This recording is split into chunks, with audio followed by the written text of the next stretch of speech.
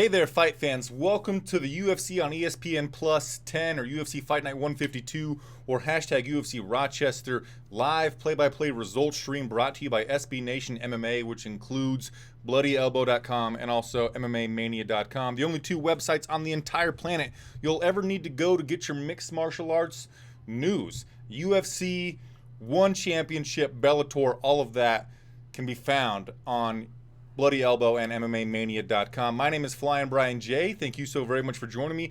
My goal for this video is kind of to give you some play-by-play on what's happening during the main card portion of UFC Rochester, which the main event is Rafael dos Anjos versus Kevin the Motown Phenom Lee.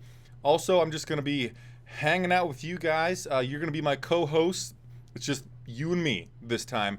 We're going to talk about the fights that we've already watched, which the UFC Rochester prelims were fucking incredible. Man, they were super freaking good.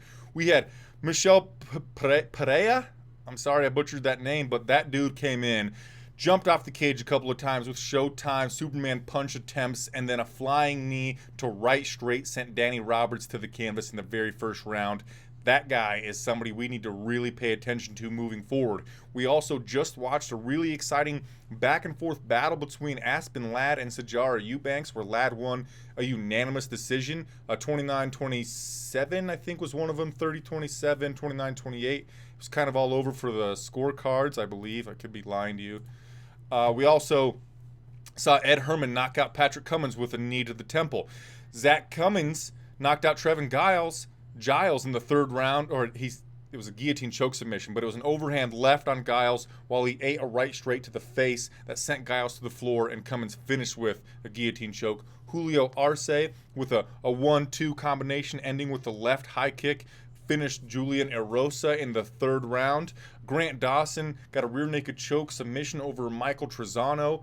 Desmond Green versus Charles Jourdain wasn't the best fight in the world, but basically the prelims that we've already watched were fucking incredible. Thank you for being here. In-Depth MMA. The first fight on the main card portion as we move over to our live broadcast.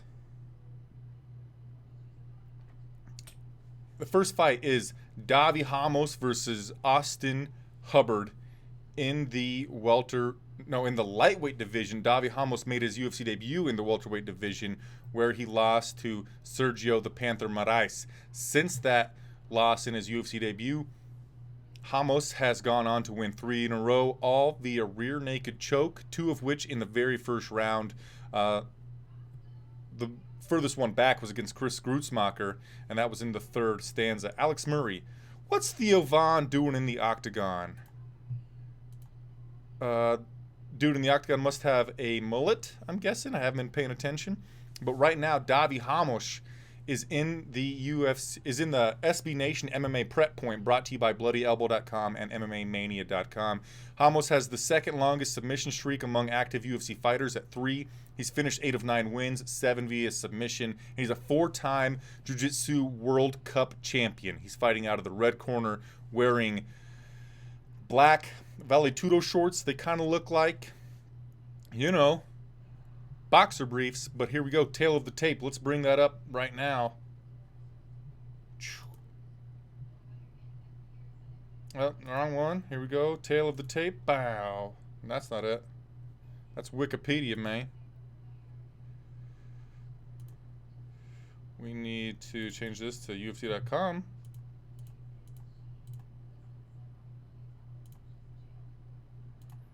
Boom. Davi Ramos versus Austin Hubbard. There we go. There's the tail of the tape. Ramos is 9-2. Austin Hubbard is 10-2. This is Hubbard's UFC debut. He is 4 inches taller at 5'10". They both weighed at 155 pounds.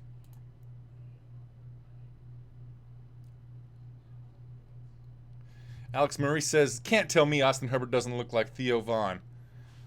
Well, maybe he would give Dustin the Diamond Poirier some love after this fight's over, huh? Just like Theo Von did. There we go. We're going to have the live stats in the middle there as we go. How you doing tonight, Alex? How did you like the prelims? In-depth MMA. Love the prelims as much as I did. This fight has Ramos at -500. The comeback on Austin Hubbard at +435. Here we go. Get the fight clock ready.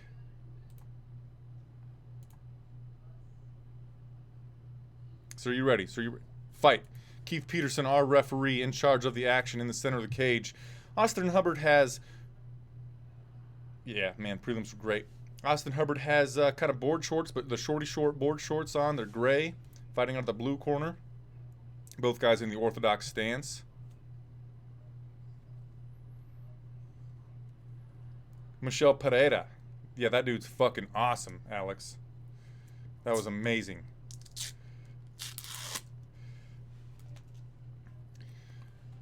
What I've loved so far about this fight card, I think, is matchmaking. We've got a lot of heavy favorites, and we've seen 5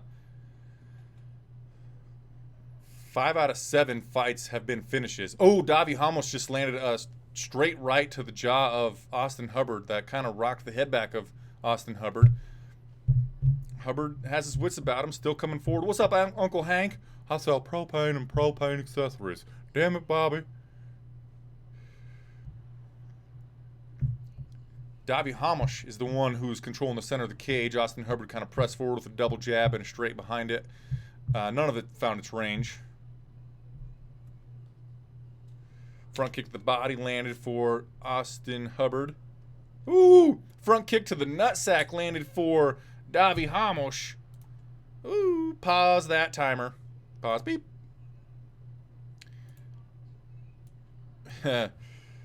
Tonight we've got... Oh, and back in. We've got Brendan Fitzgerald and the Irish Dragon, Paul Felder, on the microphone, and I think they've been doing a really good job tonight. They've brought in Laura Sanko from time to time. She's fun to listen to as well. Outside low kick lands for Davi Ramos. We're smack dab in the center of the cage, right on top of the Thunderhead Brewing logo.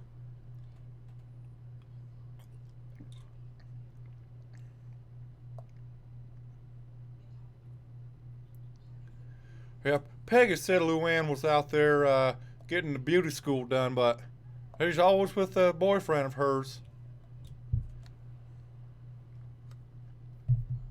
Ooh, front kick to the chest landed for Austin Hubbard. Jab to the guard landed for Austin Hubbard.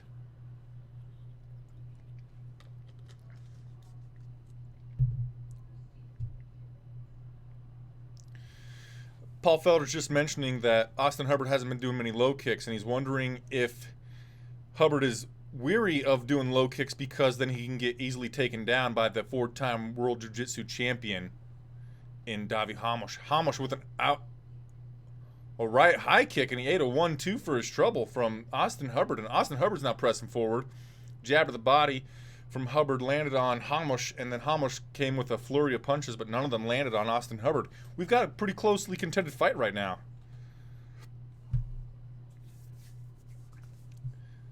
Sly Face the Crying Dude. What up, buddy? Asked who I got. Rafael dos Anjos or Kevin the Motown Phenom Lee. I'm not making a pick, man.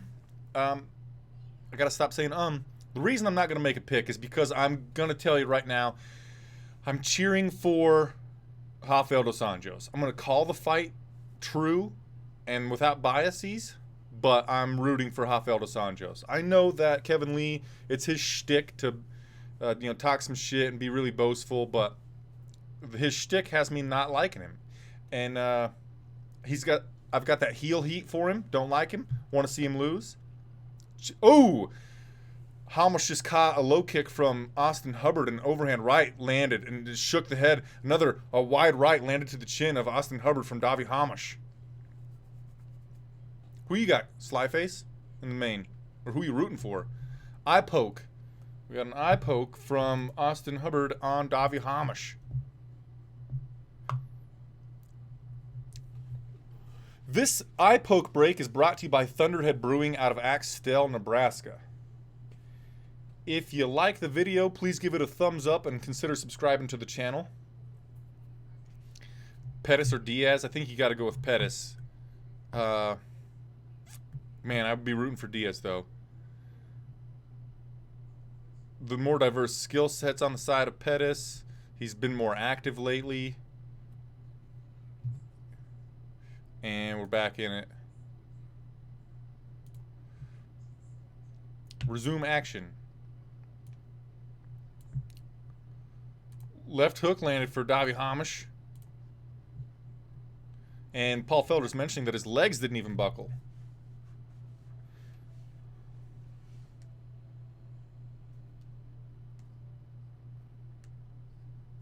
How's the sound quality, my dudes? Fill me in on that. What the hell? Where are my notifications at? Takedown by Davi Heinisch. Austin Hubbard right back to his feet. Heinisch trying to take the back while standing. And he got one hook in, drug Austin Hubbard to the ground. He's got his left arm almost under the chin of Hubbard. Some hard ground and pound from this position. And Heinisch is going to go for the Mate de Leon. Yeah.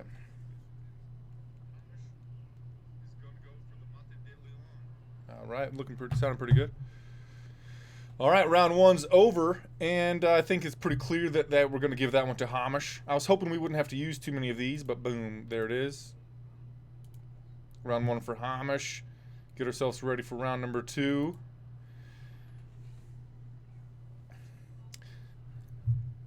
If you can think of a way I can make this stream better, guys, just feel free to tell me. Easiest way for you to tell me how to make this stream better. In the comment section would be one way. Best way to get a hold of me is on Twitter at Flyin Brian J. Uncle Hank, I work for Thunderhead.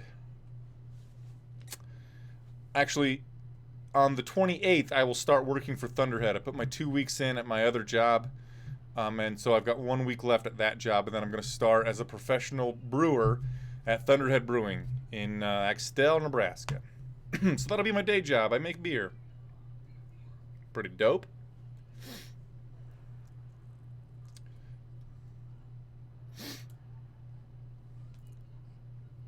Fighter, are you ready? Fighter, are you ready? Fight. No nonsense. Keith Peterson, our referee in charge of the action. He's got us going. Ooh, a jab 2 lands for Davi Heinisch.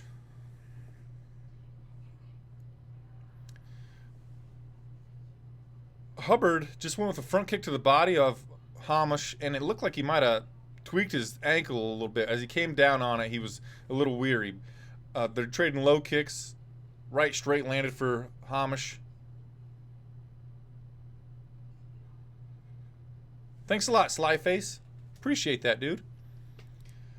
Ooh, outside low kick landed for Hubbard. Hubbard's doing a lot of feinting, faking, kind of switching the stances, changing the level of his shoulders, maybe trying to confuse Heinisch a little bit. Oh, shit. Oh, Heinisch went for an outside low kick on Hubbard, and Hubbard just kind of planted himself on that leg, and they clashed their shins together, and Heinisch went back, fell back a little bit. It looked like he might have been hurt, and I was seeing flashes of Anderson Silva breaking his fucking leg against Chris Weidman. Luckily, we're fine still, and the fight's still going on, but that was a scary moment for me.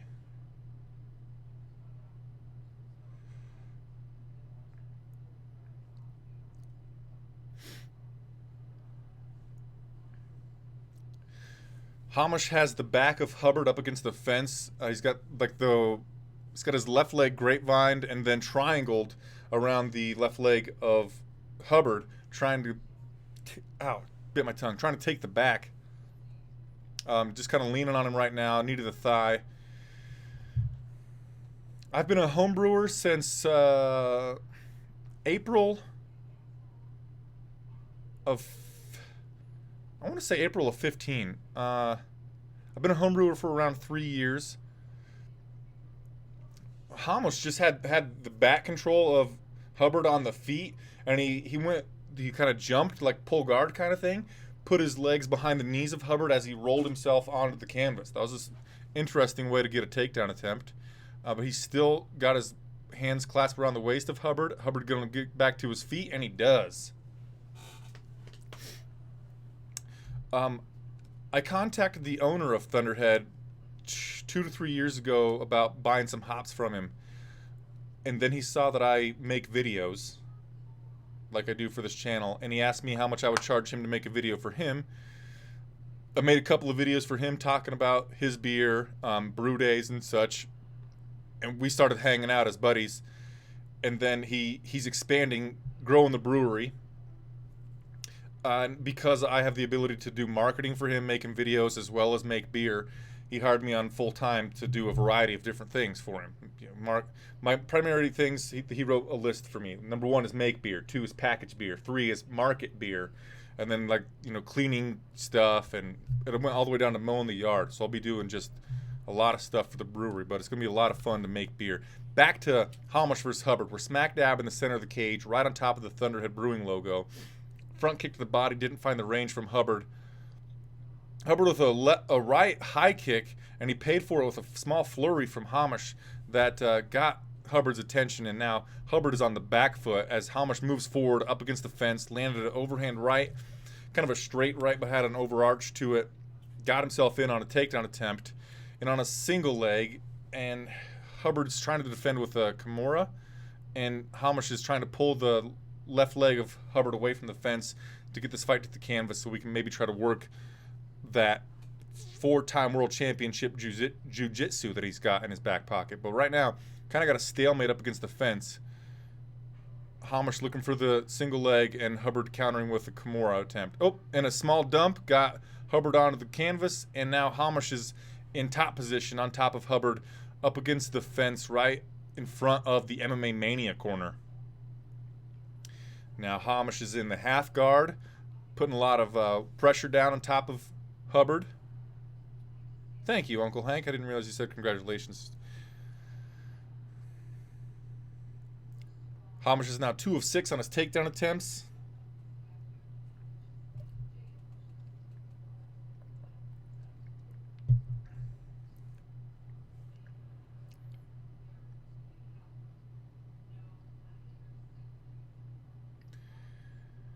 Leonardo B. Do I think that Lee has cardio problems? He seems to slow down more than usual after 3 rounds. I wouldn't say he's got a cardio problem. I think that it might be a misconception. I know that one reason why he slowed down against Al Iaquinta is he was eating a lot of powerful right hands from Iaquinta. And, getting punched in the face, of course, takes away your gas tank. And then a lot of failed takedown attempts will take away your gas tank. I think that Lee's grapple-heavy attack is one reason why he tends to slow down. I wouldn't say he's got a gas tank problem, though. What do you think, Leonardo?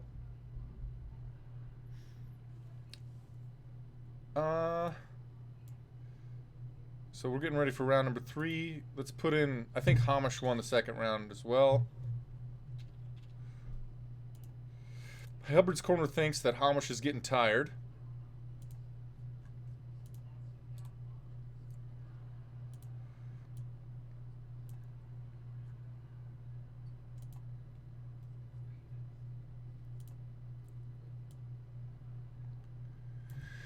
Round 3 is brought to you by BloodyElbow.com. Here we go. So you ready? Fight. Bam. Like we mentioned, Heinisch is a pretty huge favorite, minus 500 or something like that. Heinisch might have just tweaked his ankle. A couple outside low kicks land for Hubbard.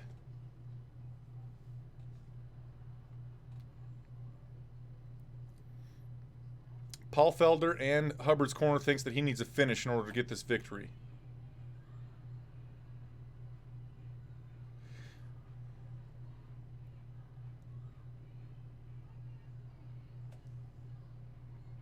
What's up, Medu Fela? How are you? Thanks for being here. Heinisch is on the back foot. Hubbard is pressing forward with a lot of urgency, throwing a lot of kicks, outside low kicks, left high kicks, switching. He's shifting his stance quite a bit, feinting with his shoulders, like I said earlier, shifting up and down. Just ate an outside low kick from Heinisch.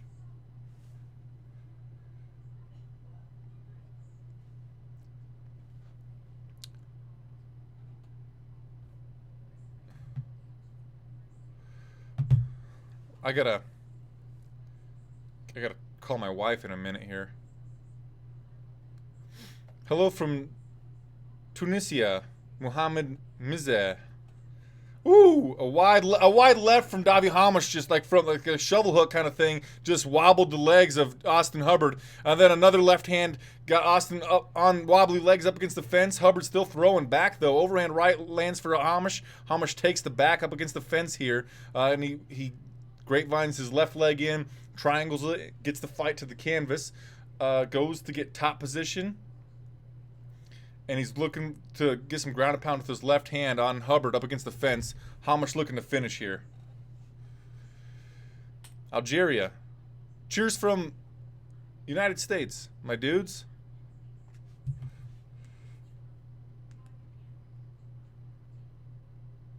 I gotta text my wife.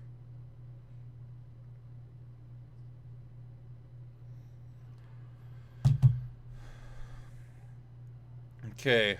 Heinisch is in half guard on his right side, the left side of Hubbard, and he's looking to pass some guard, get some ground and pound.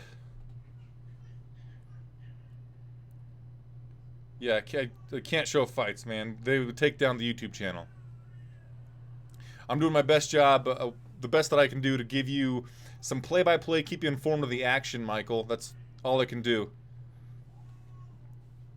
As you can see, like Hubbard has a lot more strikes landed, or 6 more significant strikes landed than Davi Heinisch, but even the ones on the feet, Heinisch is landing with more power.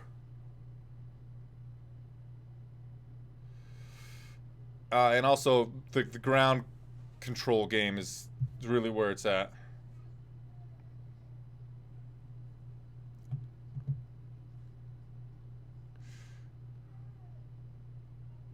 What?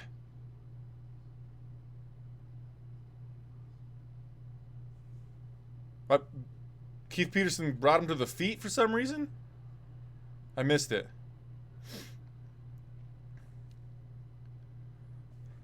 Okay, well.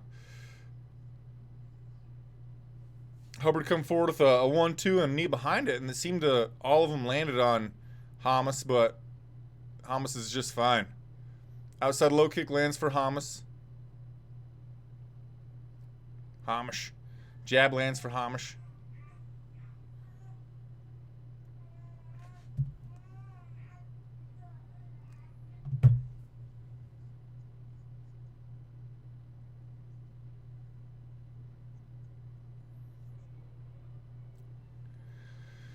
Smack dab in the center of the cage here. Hubbard might have hurt Heinisch, says Paul Felder. Jab missed by Heinisch. Oh! Heinisch went for a spinning back kick and Hubbard knocked him down. And Heinisch is saying, come into my guard, Austin Hubbard.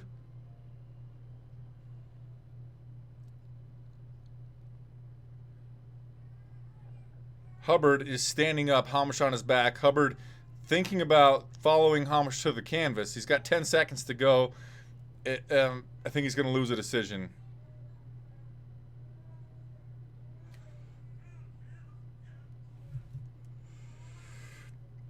Okay, well, Heinisch should take a decision. I'll be right back. I gotta make a phone call. Be right back, guys.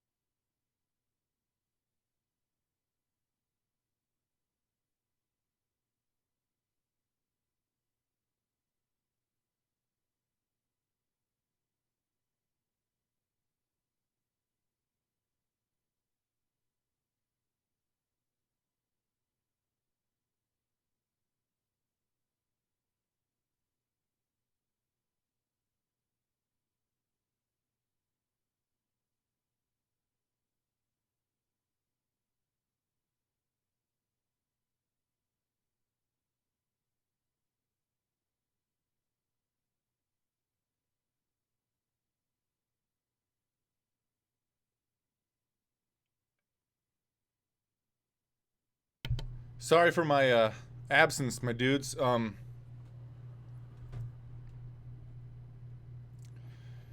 Sorry for my absence there. My wife is super sick or something. Like, she's super sick. She feels terrible. She's been throwing up. I have a 3-month-old son who she's trying to take care of. He needs to be put down to go to sleep for the night. I have to do this. I had to call my mother so she could come and try to help take care of my son. Anywho, uh, Davi Hamish won a unanimous decision, so let's get that on the books.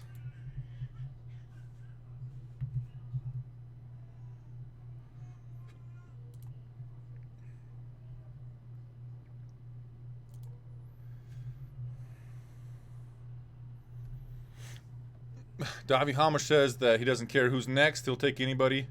I don't want to choose any fight.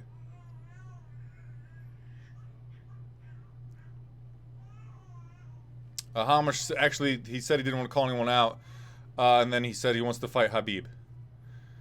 1 second again.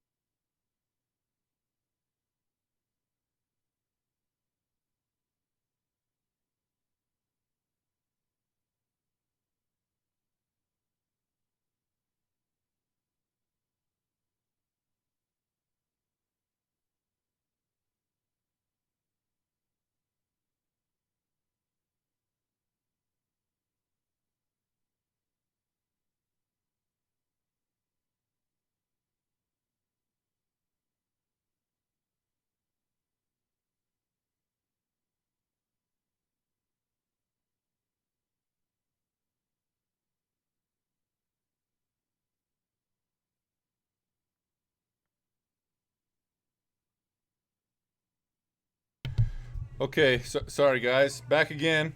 Next up, we've got Charles Dubronx Oliveira versus Nick the Carney Lentz. They have already fought twice, and I believe Charles Oliveira has won both times.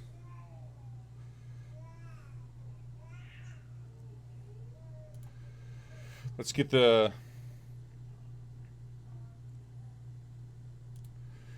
reset. Get this onto the next one. Here is the tail of the tape.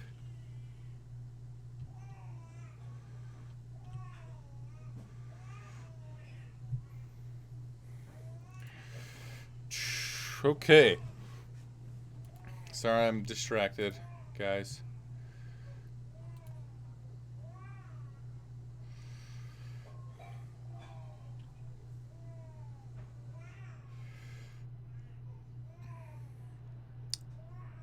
They're about to do the walkouts. I think Nick Lentz will be in the blue corner. He's about to do his walkout. I'm so sorry. I'll be right back.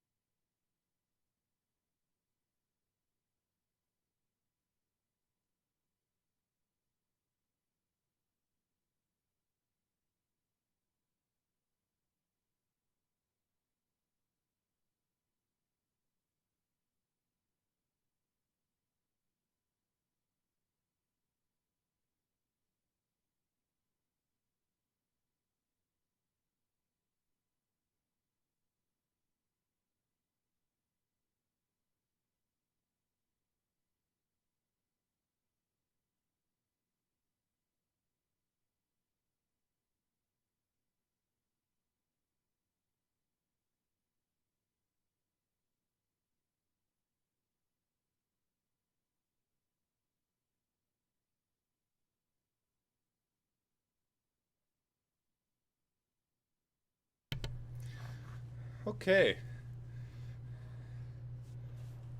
Charles Oliveira making his way to the cage, wearing glasses. Hey, baby. Oh, we got some toots. Thanks for being patient with me, guys. Thanks, Tommy. Oh, that's a stinky fart, bud.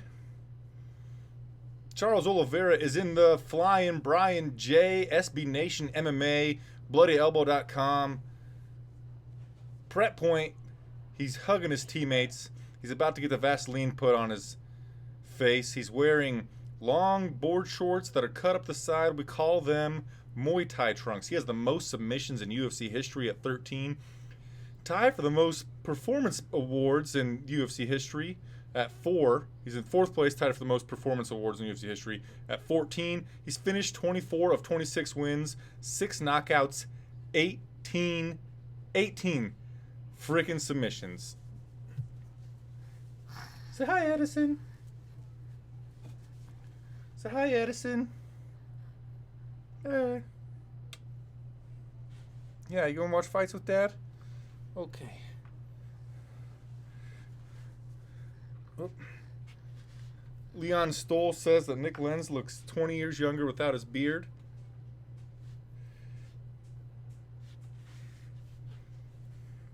All right, let me get the... You okay, boo-boo?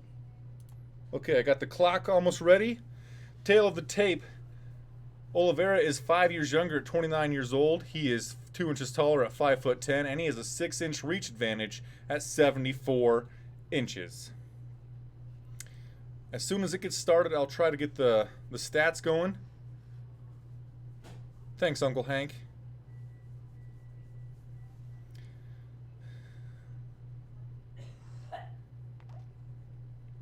Nick Lentz is 39-2-1 no contest, fighting out of Coconut Creek, Florida. Weighed in at 155.5 pounds. He's a plus 275 underdog. He took the...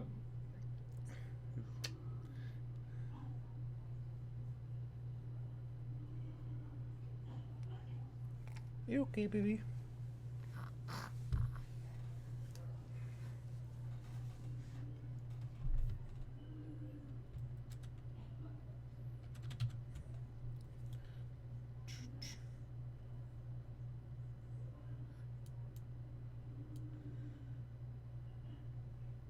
All right, almost ready to go for this fight. I'm predicting a submission on the side of Dubronx, but we will find out. Our referee in charge of the action is Todd Anderson.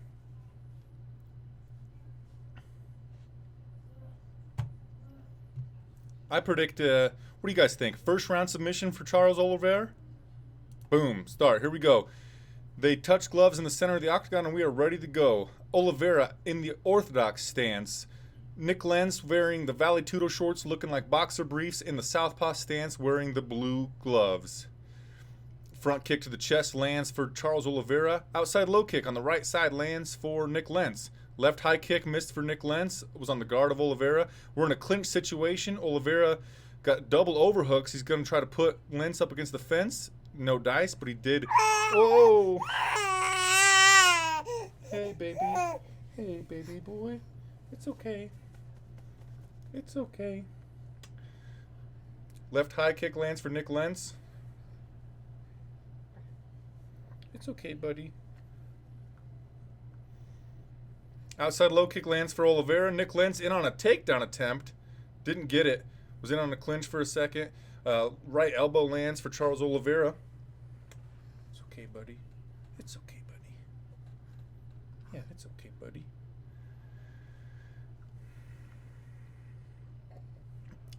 Outside low kick land. Oh, nice burp, buddy. They trade outside kicks. Oliveira, one landed at the body, then came forward with a 1-2 combination. Feinted with a front kick to the body. Left roundhouse high kick. Missed for Nick Lentz, but he came with a right low kick, landed on Oliveira. They clinch up for a second, and as they exit that clinch, Oliveira landed a right to the head. I don't think that the momentum's really on either side right now. Nick Lentz is holding his own, but just whenever Oliveira fights, you feel like he could finish it via submission at any moment. Left hook landed for Oliveira as Nick Lentz come in. Left lead arm uppercut. Right straight snapped the head back of Lentz from Oliveira. They're in a clinch. Right overhand elbow landed for Oliveira on Nick Lentz. Lead right hook missed for Nick Lentz. Right high kick missed for Nick Lentz. Oliveira backed out of the way of it. Smack dab in the center of the cage are we.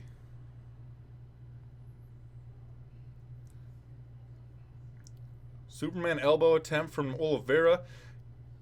And then he gets taken down by Nick Lentz. Back to his feet, though. Oh. There's a big gash over the left eyebrow of Nick Lentz. You got to think it's probably from that Superman elbow that landed for Oliveira. Oliveira's quite a bit taller than Nick Lentz.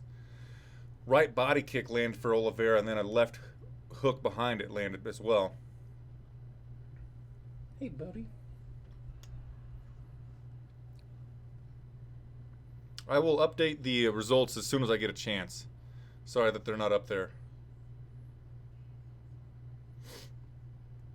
Ooh, a check left hook landed for Oliveira. And it shook the head a little bit of Nick Lentz.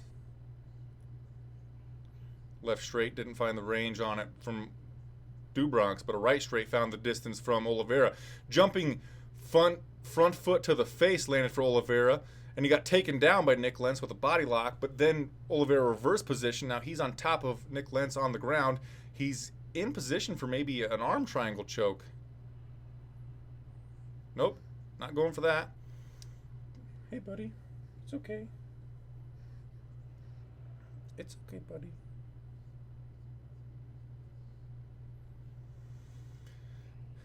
Oliveira looking for... What? And Oliveira flowing. Oh, hard elbow landed for Oliveira. Oliveira looking to set up a guillotine choke from side control. He passes to mount. He gets pushed out of mount into three-quarter mount. No, he's in half guard with a butterfly hook, and he landed a savage elbow. Another savage elbow landed for Charles Oliveira. Hey, buddy. Oliveira in half guard on... Look top down on the left side. He's looking for an arm triangle. Got his head underneath the elbow on the opposite side of Nick Lentz.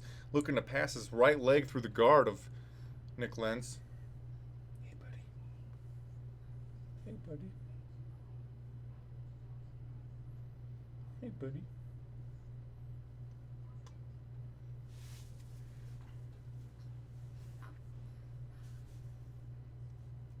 Lentz back to his feet.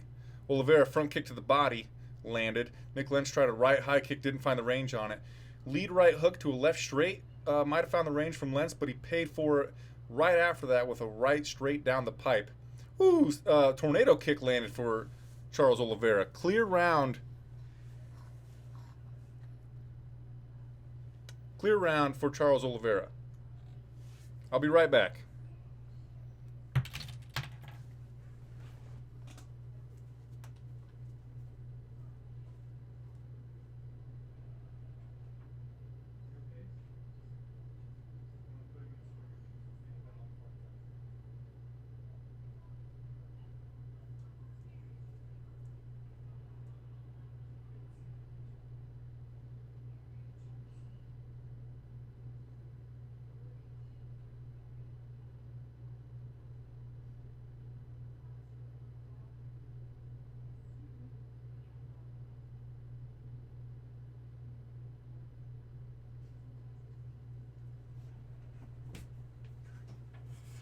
Okay, sorry, guys. Sorry, my dudes.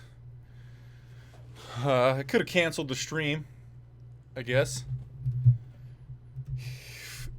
It was the flying... Oh, shoot.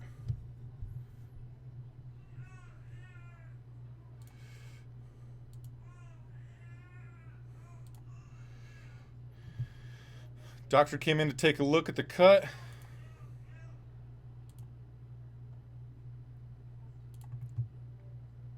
All right, round two. Here we go.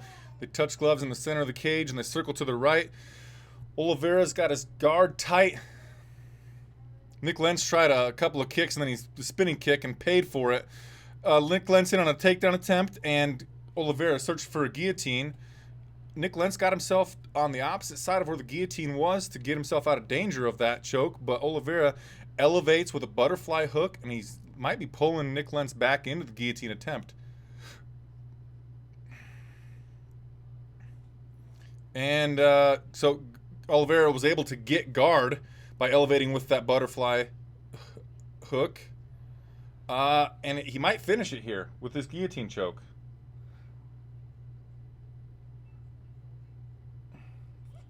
I thought he tapped. Nope. Nope. Nick Lentz pops his head out. And now Nick Lentz is in the full guard of Charles Oliveira. Wow. Oliveira is getting the butterfly guard again. Looks like he might try to elevate the legs of Nick Lentz.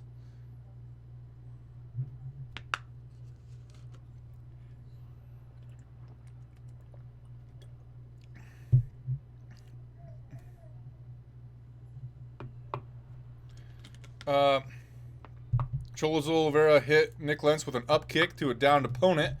And the referee's calling us pause to the action here.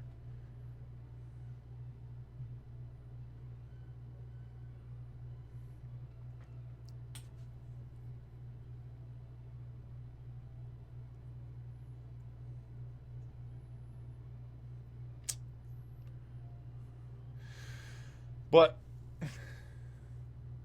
okay, the referee's telling Charles Oliveira next time he does that, he's taking a point.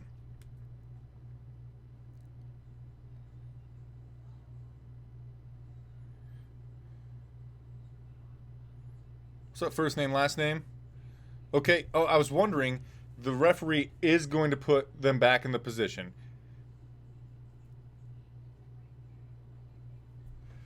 And we resume the action. Good job by the referee to give the position back to Nick Lentz. Butterfly hooks for Charles Oliveira. Got Nick Lentz out of the guard, pushed him off of him, and Charles Oliveira gets back to the fence. He lands a right knee to the body very hard on Nick Lentz, but Lentz has double underhooks, has his hands clasped behind the shoulder blades of Oliveira. Oliveira was able to spin out of that position, got away from it, and they have a little bit of a rock'em sock'em up against the fence there.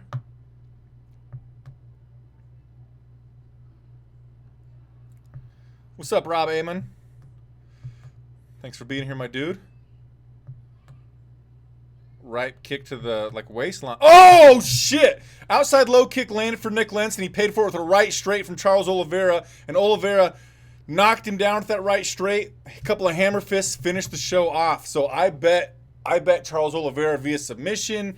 Not so fast. He won via TKO in the second round. Countered an outside low kick from Nick Lentz, right straight down the pipe, sent Nick Lentz down. Couple of hammer fists, bam, bam, right hammer fist. Closed the show. Charles Oliveira got the finish, but will not extend his record for most submissions in UFC history. That will stay at 13. Wow.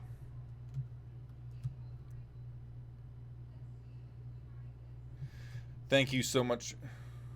Oh, it wasn't an outside low kick. It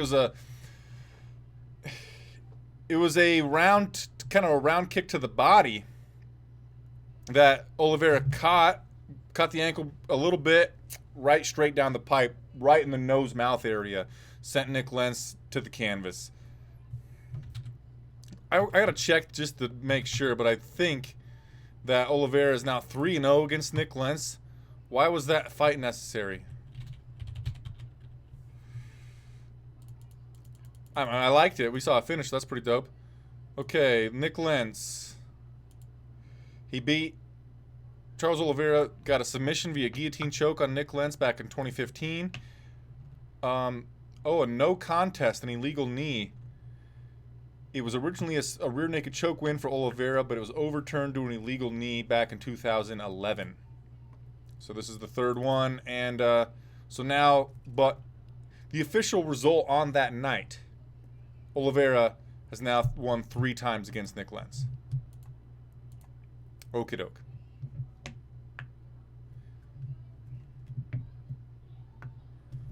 Now, I'll take a minute here to update the results if I can.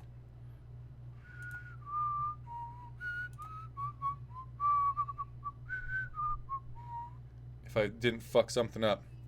Thank you so much for your patience with me tonight, my friends. Okay, so Heinisch defeated Hubbard via decision.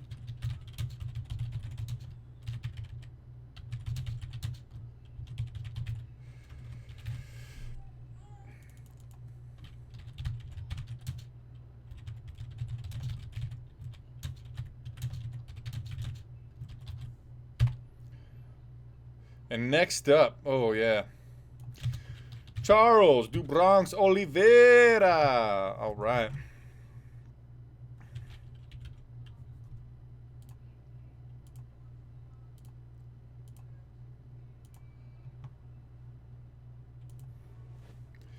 And I won my parlay with Aspen Ladd and Charles Oliveira. There we go. So we got Oliveira. Trying to listen in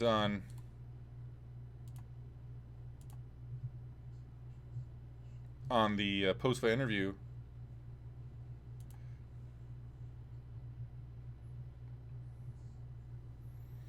Neil says Oliveira is so dangerous. May never get mainstream recognition, but he's always fun to watch. No doubt. I think I was planning to do a top 3 fighters to watch video this week, but I'm doing this instead. Kind of a practice deal. And anyway, the top 3 fighters to watch, I was going to say, like, there's a couple of guys on this card, Oliveira and Antonio Carlos Jr., who are always fun to watch. Oliveira's calling someone out, I think.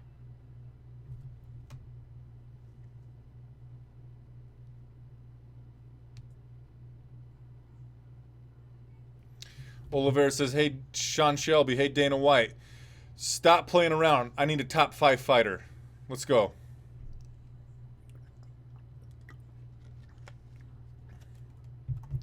You know what's really cool is Paul Felder has a TKO victory over Charles Oliveira. Vicious elbow from the top position. It's cool that they can be mutually respectful during this post-fight interview.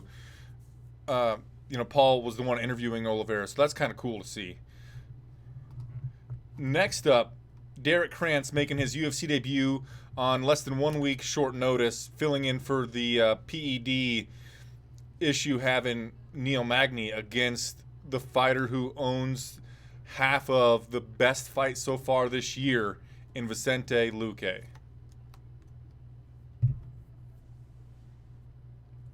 I think we're just introducing a legend that's in the stands for tonight.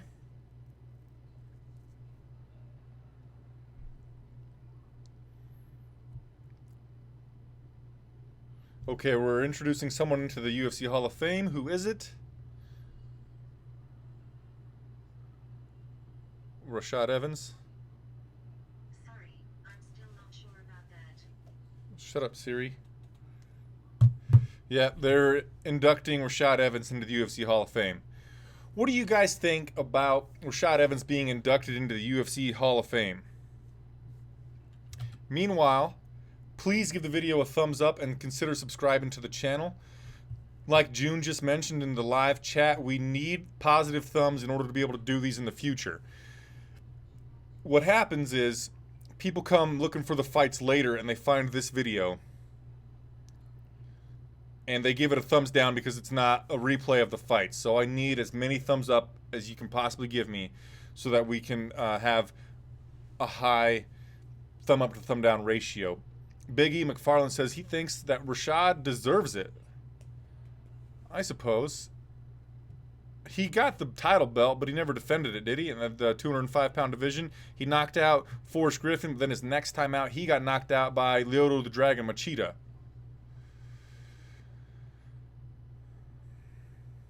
So I don't know. And they called him a pioneer. I don't know if he's a pioneer. Guess he's one of the first guys I ever watched.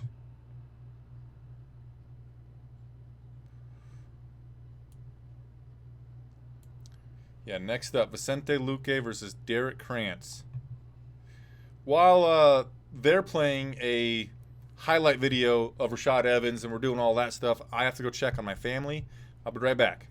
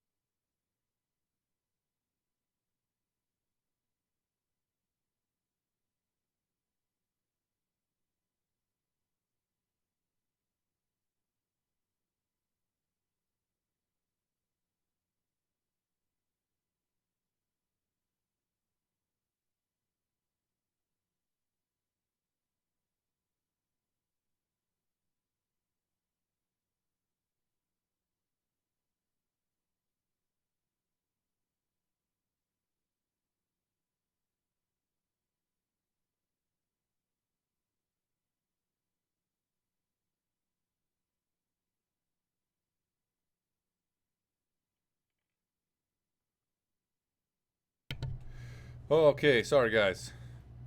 I'm old. They're still playing the highlight video for Rashad? What are we doing here? Yep. And he's crying. He will be inducted on July 5th during International Fight Week.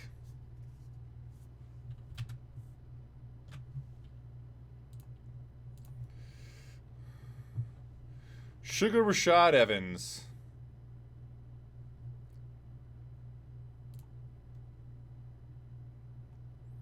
And now I believe we will have Krantz make his way to the cage.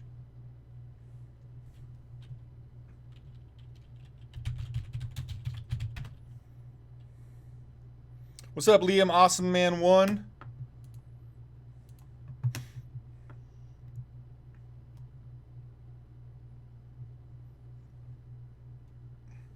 Thank you for subscribing for the villains. Appreciate it so much.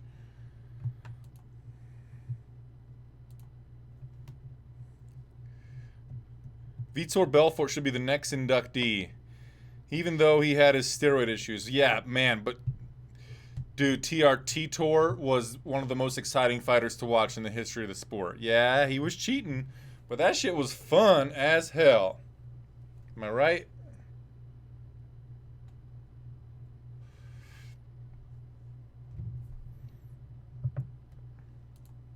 International Fight Week is July 3rd through the 7th.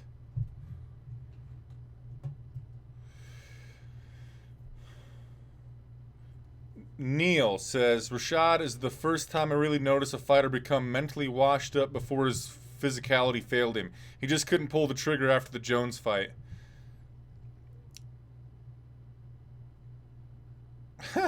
Liam says he wishes that the UFC would bring tournaments back. Yeah, next up, we got almost guaranteed violence.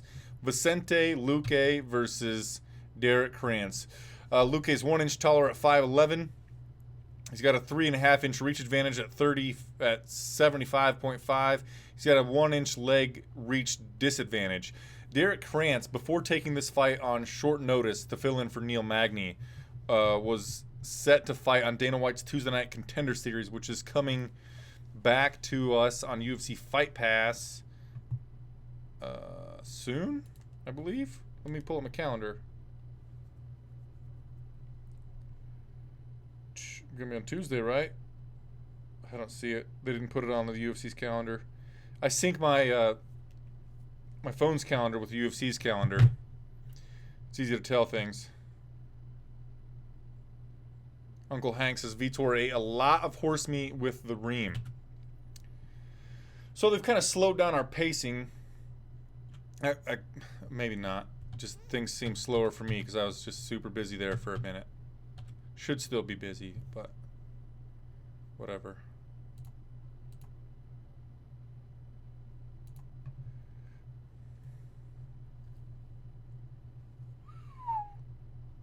Luque, a rare minus 1,000 favorite. Rare for MMA anyways. Yes, Jeffrey. A minus 1,000 for boxing wouldn't be that big a deal, but minus 1,000 in mixed martial arts is gigantic.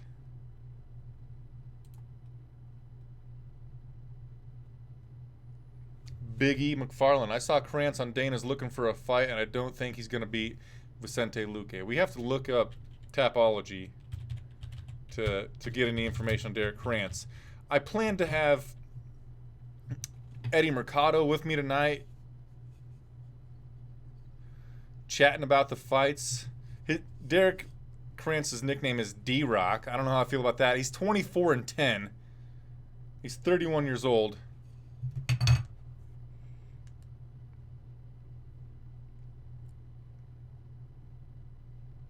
I'll be right back. 1 second.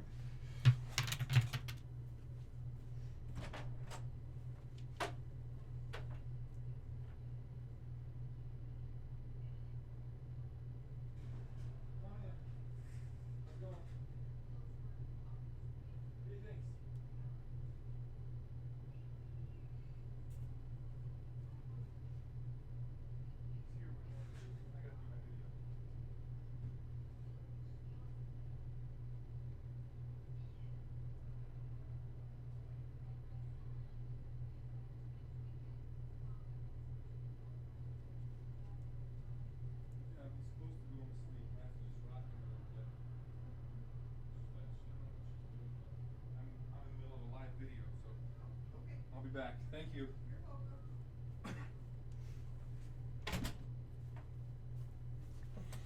Okay.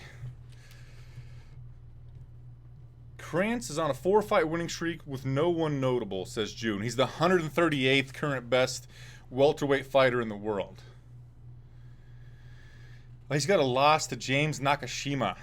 And Nakashima, I think he's still the Legacy Fighting Alliance freaking welterweight champion. He's from Nebraska. He wrestled for the University of Nebraska to James Nakashima.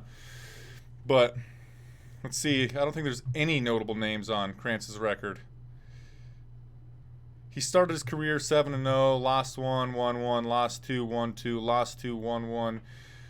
He's got a loss to Andrei Koreshkov.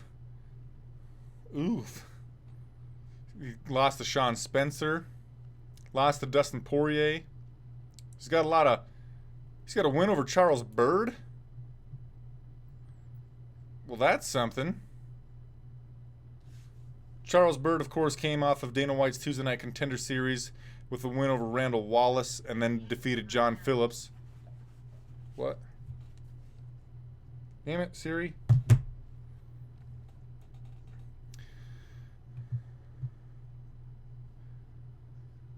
Let's check what Luque inside the distance is.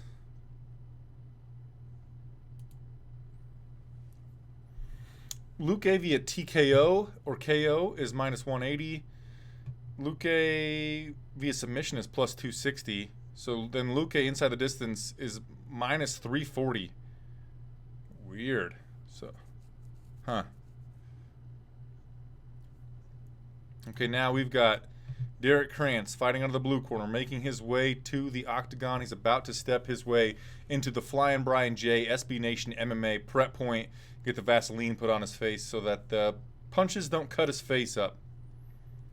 If you haven't already, please consider giving the video a thumbs up and subscribe to the channel. We've already got For the Villains, Oh My God Chris, Jing Zong, Edelson Silva, Tatya Raska, Tommy Vanover, and Miles Conway have subscribed so far during the stream. You too should be one of those folks. Big E McFarland says, I would bet my dog that Luque wins. I've got Luque in a parlay. I went with like a, not a Hail Mary parlay, but a heavy favorite parlay. Let me see it. I'll sign in.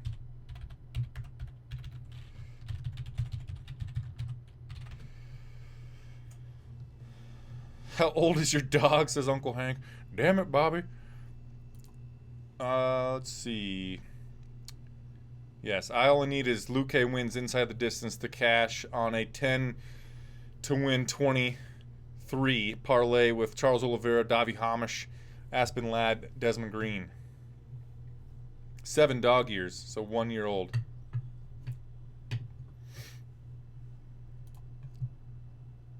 All right, third fight of the main card portion. Derek Krantz is in the cage, and then Vicente Luque, who was part of the best fight so far this year against Brian Bam Bam Barberena, is making his way to the octagon. Brian Barberena had that amazing fight with Vicente Luque had that amazing fight with Brian Barberena on February 17th, 2019. That was 5 days before my son, who you met a little bit ago, was born. So, should know. Basically exactly 3 months ago. My camera's a little too bright, isn't it, guys? All right, but Vicente Luque on his way to the cage. Thank you so much for the thumbs up, my friends. 33 of them. That's awesome. So cool. This fight card has been really good. 3 fights have gone to a decision. At least one of them was really, really exciting in Aspen Ladd versus Sajar Eubanks. Also, I liked Davi Heinisch versus Austin Hubbard. That was good. Had some ebbs, had some flows, had some knockdowns, had a decent amount of violence. And then the finishes that we've had so far tonight have been amazing.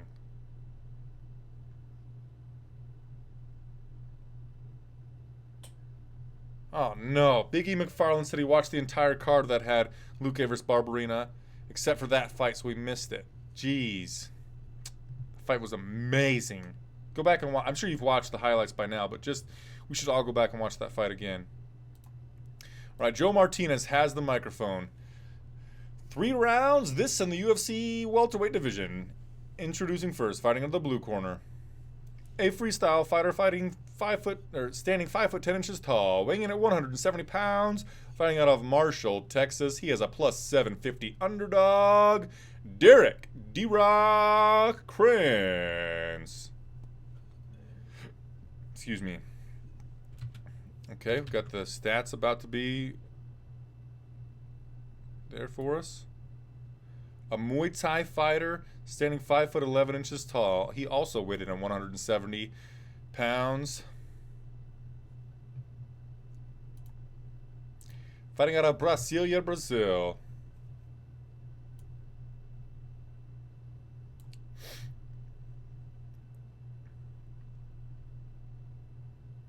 Our referee in charge of the action is Big Dan Murgliata.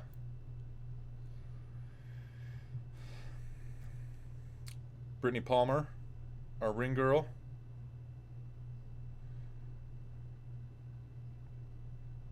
Ready, sir? Fight. Here we go. They meet in the center of the cage. Vicente Luque wearing board shorts that are yellow. Derek Krantz wearing board shorts that are black. And he comes out just blasting Vicente Luque. Gets an early... He goes for a takedown attempt. Vicente Luque in on a submission attempt. Vicente Luque going for a guillotine up against the fence here. Krantz has him picked up. I don't think that Vicente Luque is going to be able to get it. Luque's kind of a slow starter. Krantz shook Vicente Luque off. He's got him up against the fence, looking for some G&P. Luque gets his back to the fence. He's trying to get back up. Krantz has his ankle he's lifting up. Vicente Luque goes belly down. Krantz takes his back. Luque on one knee. Up against the fence here. Krantz has His hands clasp around the upper back of Vicente Luque, pulls him away from the fence, kind of makes Luque do a banana split, and he gets one hook in. Both hooks in now for Derek Krantz.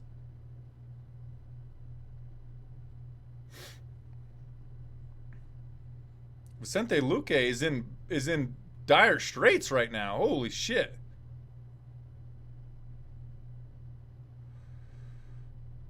Whoa. Derek Krantz searching for the guillotine choke. He's got both hooks in. Krantz has the arm across the chin of Vicente Luque. He's lost one of his hooks. He's going to get mount on Vicente Luque. He switches to a guillotine choke on Vicente Luque. He might lose that too. He doesn't look like he has his hands clasped.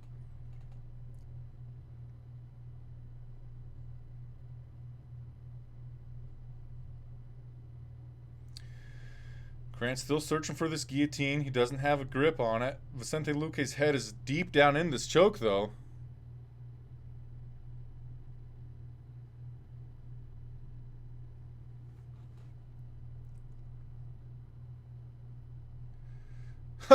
Big E McFarlane, my poor dog. And Vicente Luque is back to his feet. Krantz in on a takedown attempt again. Luque is able to circle away from the fence.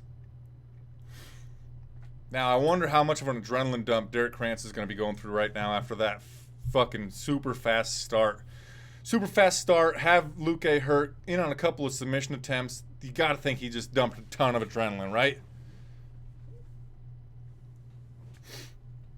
Krantz came in with a 1-2 combination, didn't have its range on it, and he ate a counter from Vicente. Vicente has his back to the center of the cage, right on top of the Thunderhead Brewing logo. He lands like a right straight on the ear of Krantz, but Krantz still has his wits about him.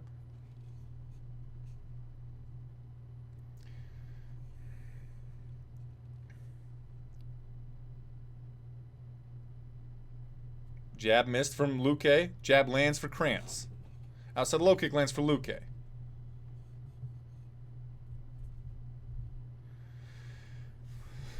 Overhand right lands for Krantz, but he ate a jab at the same time from Luque. So he's countering the jab of Luque with the overhand right. Krantz came forward, changed his level, came up top with a combination. None of it landed, though. Jab lands for Luque. Ooh, right, the 1-2 landed for Luque. So the jab that I said landed, then the 2 behind it, right straight, landed on Krantz. Sent Krantz to the canvas. Krantz gets back up. A left hand sent Krantz to get to the floor again. And then from the front headlock position, Vicente Luque landed a bunch of not hammer fist, just ground and pound on the head of Krantz. Krantz protested the stoppage, but Big Dan Murrieta calls a stop to the contest. It was a 1-2 combo that dropped Krantz. Krantz gets back to his feet. Left hook drops him again from the front headlock position. Right hand ground and pound to the side of the face of Krantz. And Big Dan is forced to step in, call a stop to the contest, and Big E McFarlane's dog is safe.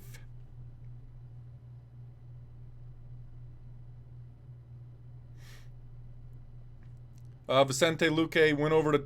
Oh, shit. I wish I could... Oh, yeah. Let me watch this again. So after Luque dropped him the first time, it got a Muay Thai clinch, left knee to the body, then a left hand behind it that dropped Krantz again.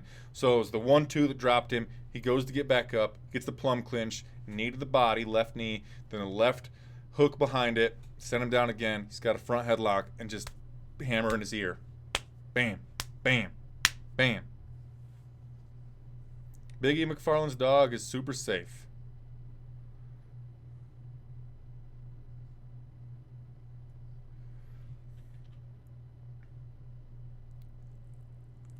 Well, there we go.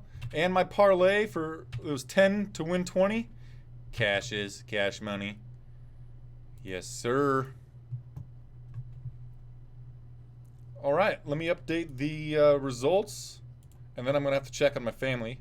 I'll be right back. Luque defeated Krantz via TKO in RD1.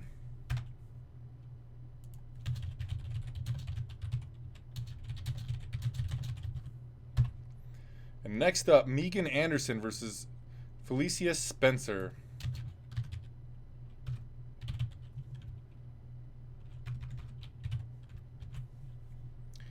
Yeah, man, this fight card has been awesome.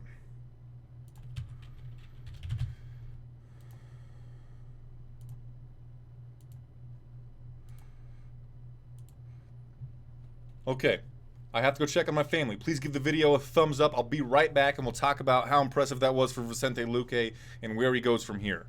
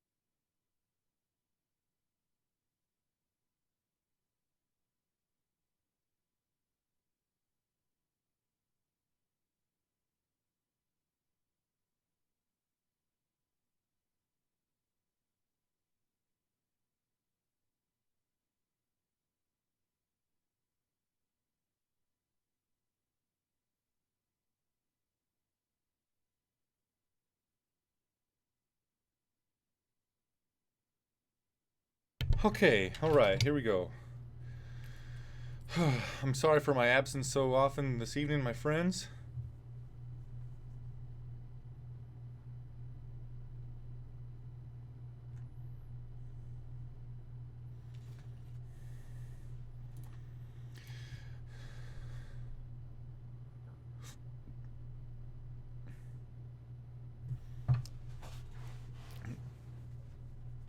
Luque said that he knows that he knew that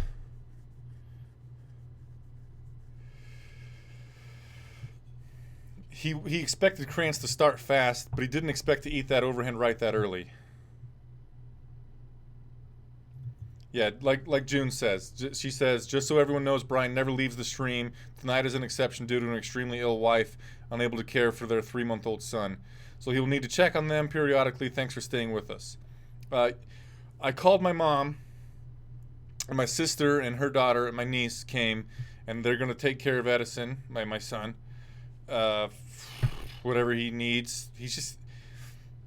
And so my wife can puke freely. My wife, I don't know what the hell's going on with her, but she's been puking a whole bunch.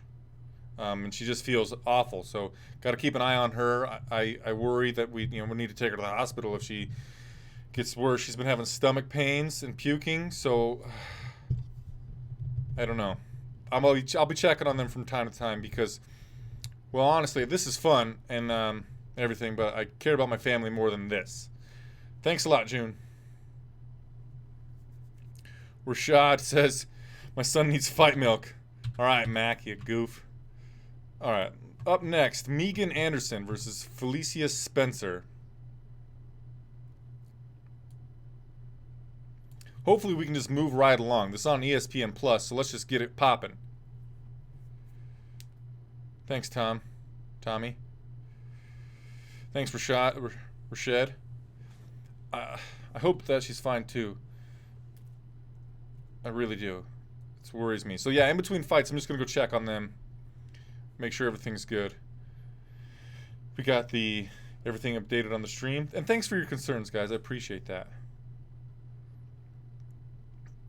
Megan Anderson is 6 inches taller than the Canadian Felicia Spencer at 6 foot tall. I don't know about her reach, but Felicia is 6-0. Let's check her record on Tapology and see if there's anything worth note.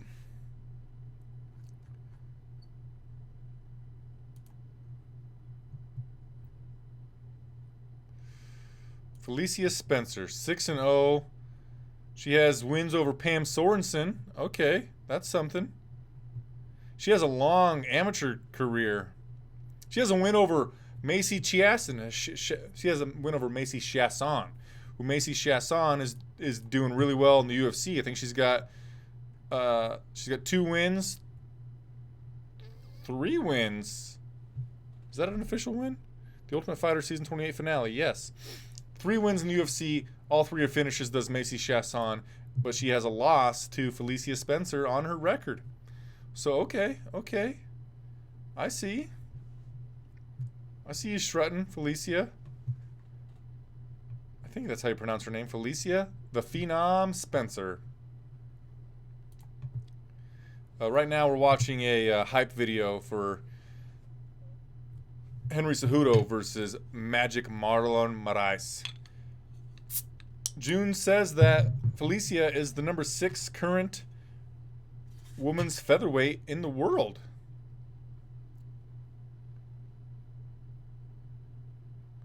Big E. McFarland says that Spencer is going to get the upset. Let's check the odds.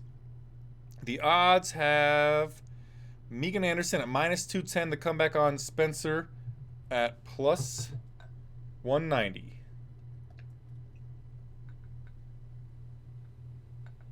Thanks for the input, June. You're basically my co-host. I might have to bring you on video form sometime. I don't know if I'm going to read that out loud, Uncle Hank. I'm pretty happy with my bets tonight. So, cash that one.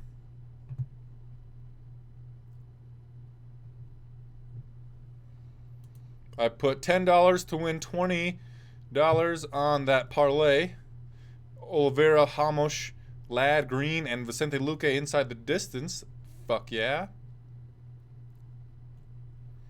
But I lost $7 on Oliveira by submission. And I also won $68 on Ladd and Oliveira parlayed, so that's pretty dope. All right, fine, June. All right, next up, Megan Anderson, 9-3, former Invicta featherweight champion, versus Felicia. Felicia? I'm still saying Felicia.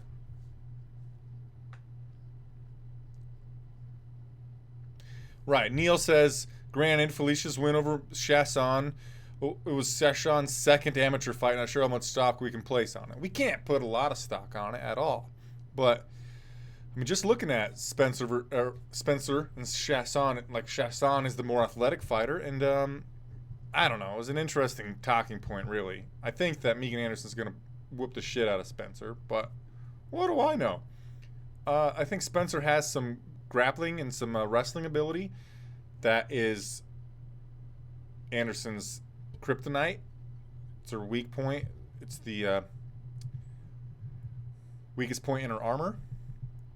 I think that could be exploited. Big E. McFarland says it's a tough prediction to make, but it's in his gut. Well, let's see if your gut's right, my friend. Thank you all so much for being here. If you haven't already, please thumb the video up and consider subscribing to the channel. It would really, really help me out. We want 80,000 subscribers by the end of July. That's a huge goal. It's lofty. It's lofty as fuck. But with your help, we can make this channel great. Not again, just make it great. So mag, not maga, just mag. Not America, it would be make this channel great. MTCG. Oh, that got me a thumb down. Thank you, you son of a gun. Son of a gun. All right, so I don't know when, but eventually here we are going to watch Megan Anderson versus Felicia Spencer. Let's go over the results of the entire night again, well, to fill a little bit of time. The prelims for this card were amazing. The first fight of the night started out. It was Julio Arce versus Julian Erosa. Erosa was landing some pretty good, like long but kind of wide strikes on Arce. I thought it was probably tied going into the third round, and Arce, it was a jab to cross to left high kick that knocked Erosa out. He might have even been down 2 rounds. I don't know, but it felt like it was a come from behind knockout victory, and that started the night off. It was amazing. The next fight was Zach Cummins versus Trevin Giles, and it was a really tight fight, probably tied going into the third round. and Zach Cummins ate a right straight on the face from Giles. Overhand left, dropped Giles, and he goes in and snags a guillotine choke to get the finish in the third round. Another seeming like come from behind, but it was like he needed that finish, and he got it. It was freaking awesome. After that, Ed Herman versus Patrick Cummins. Cummins came out and landed a bunch of 1-2 snapping combinations on Ed Herman. And I'm like, what in the fuck? Since when has Patrick Cummins been able to string together sharp, straight punches in his life? Granted, Ed Herman is extremely slow, so Patrick looked a little better because of that. And then Cummins kind of got desperate going in on a takedown attempt, like overextending himself, and ate a knee from the like a plum kind of clinch to the temple from Ed Herman and sent him back like whoa, whoa, whoa, whoa, whoa, and then ground and pound after that from Ed Herman. Patrick Cummins, you know, he looks very crazy when he's hurt. Felicia Spencer is walking out to turn it inside out, yeah. I'm floating around in ecstasy. She's walking out to Don't Stop Me Now by Queen. 'Cause I'm having a good time, like a shooting star looking to the sky, like a tiger defying the laws of gravity, like a racing car passing by, like Lady Godiva. Guarantee me singing that song just got me like 3 thumbs down. Neil, speaking of Ozzy and Fancy, Laura Sanko is talking about this matchup right now. And she trains with Megan Anderson.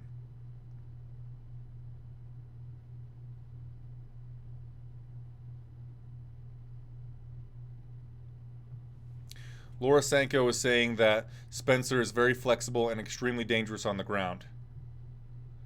And this is an opportunity that she's been looking forward to for a long time.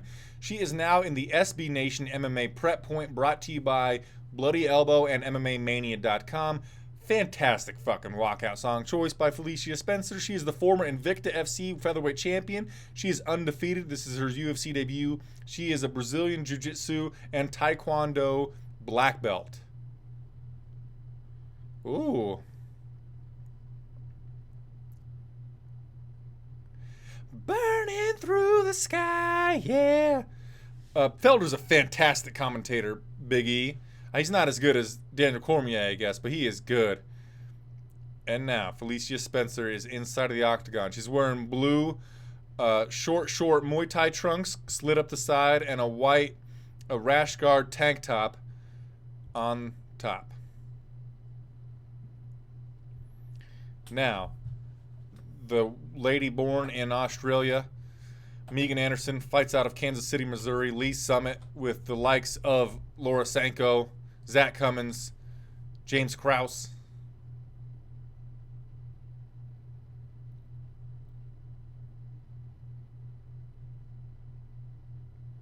Laura Sanko saying that you take one look at Megan Anderson and you know she's a force to be reckoned with. I mean, she standing next to James Krause, she's barely shorter than Mr. Krause, and Krause is wearing shoes.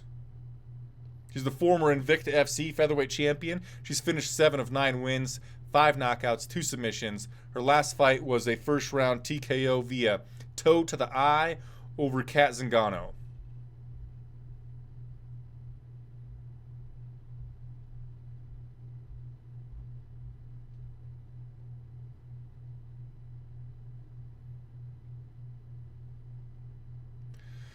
Ooh, Laura Sanko was saying that Spencer's last fight in Invicta was in Kansas City. Megan Anderson was in attendance, and Spencer called out Megan Anderson when Anderson was already in the UFC. I don't really know. Damn it, Siri, you dumb bitch.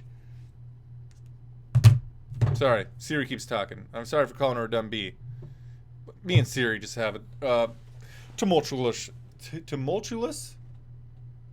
Our relationship is full of turmoil. That's what I'm trying to say. Megan Anderson is 6 inches taller, but only has a 4-inch reach advantage. Felicia Spencer, like we said, is a plus 190 underdog, and the favorite, Megan Anderson, is minus 210.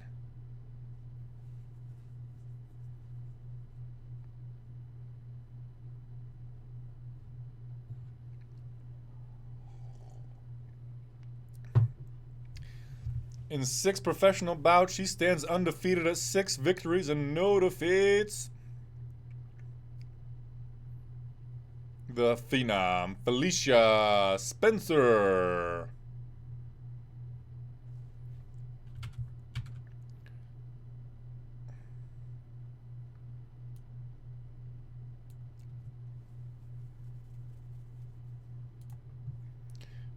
Freaking, we're a little behind, I guess, as you can tell.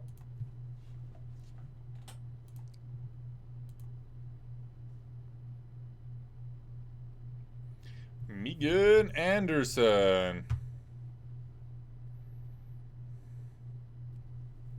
Our referee in charge of the action, Keith Peterson. The no-nonsense Keith Peterson. Fighter, are you ready? Fighter, are you ready?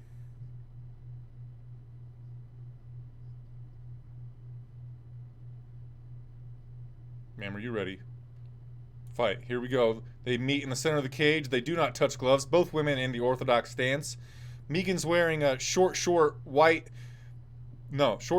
green trunks. They're tight. Big right cross landed early from Megan Anderson. Front kick to the body missed by Spencer.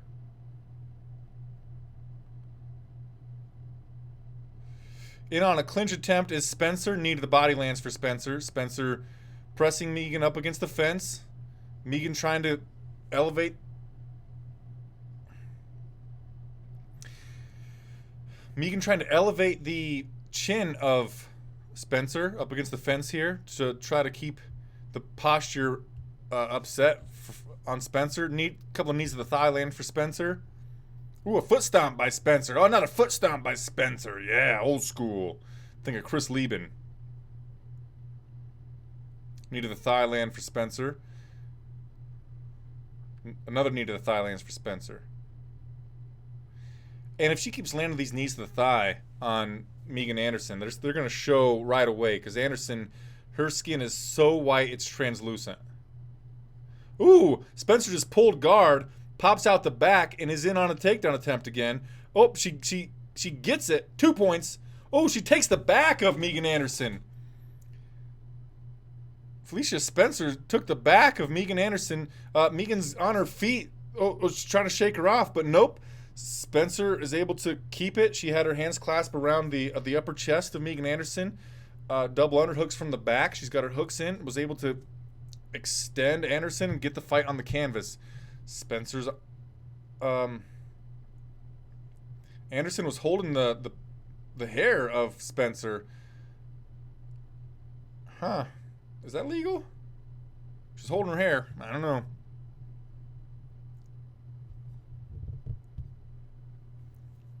Anderson is really working on the wrist control of Spencer so that she doesn't get put in a rear naked choke. She briefly got her back on the canvas, but then switched back to belly down with Spencer on her back. She's eating a little bit of ground and pound with Spencer on her back.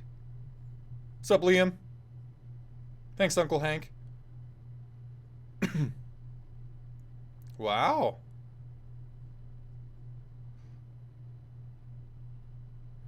Anderson doing a really good job with the wrist control on the right side of Spencer to prevent Spencer from...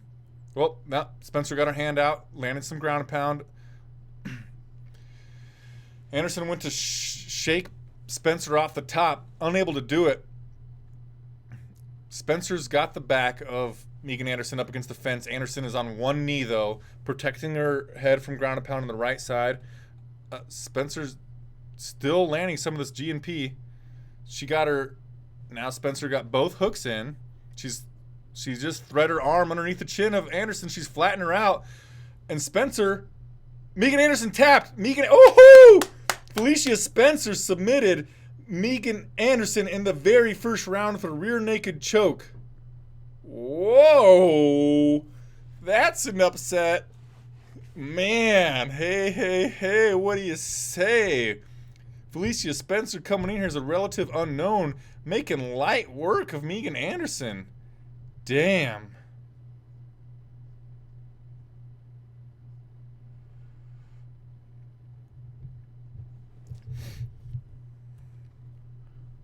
June informed us that a fighter may not grab a hold of his or her opponent's hair to control a fighter if in any way.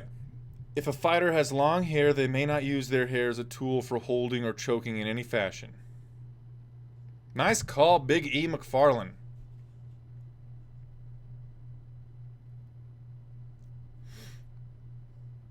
Man, light work.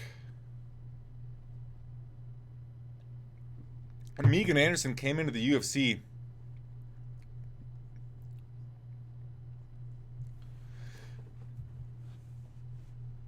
Megan Anderson was originally brought into the UFC to maybe fight Cyborg Justino. She lost to Holly Holm. But she beat Kat Zingano, and then Felicia Spencer just made her look poor.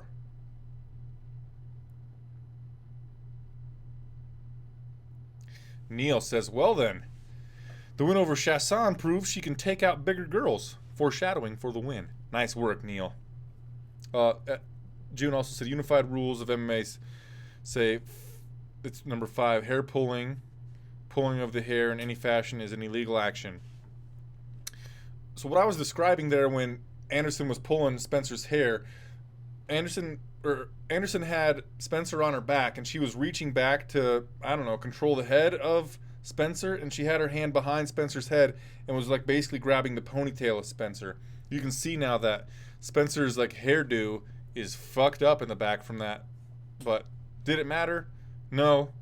So fuck it, right? We don't care. Spencer got the upset victory. Plus 190 she entered the cage tonight. Let's see what the odds had for a prop. Excuse me. Felicia Spencer wins via submission plus 450. Wow.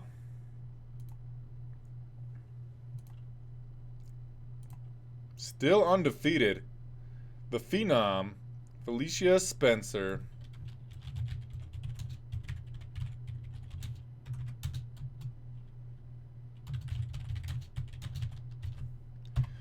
Wow.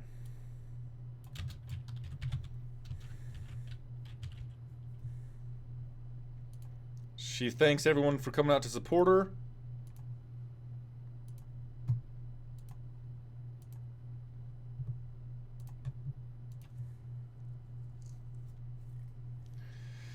Spencer says styles make fights, and I just had her number today.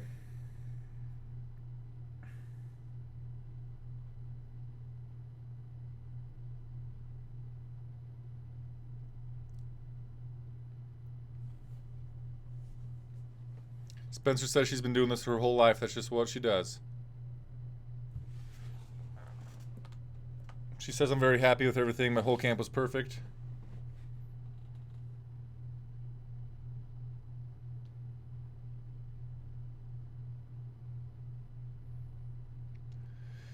Spencer says she doesn't know what's ahead of her, so you guys tell me. I'll take anything that's ahead of me. I'll have all of it.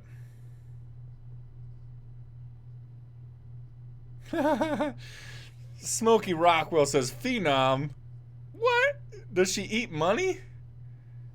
I think she's just spelling Phenom like female instead of PH. My guess? Oh, wait, no. Her name's Felicia. Fee. Duh. Phenom. What an idiot I am.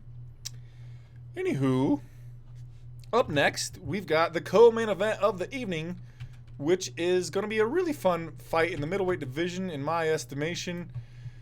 Antonio Carlos Jr., Shoeface versus Ian Heinisch.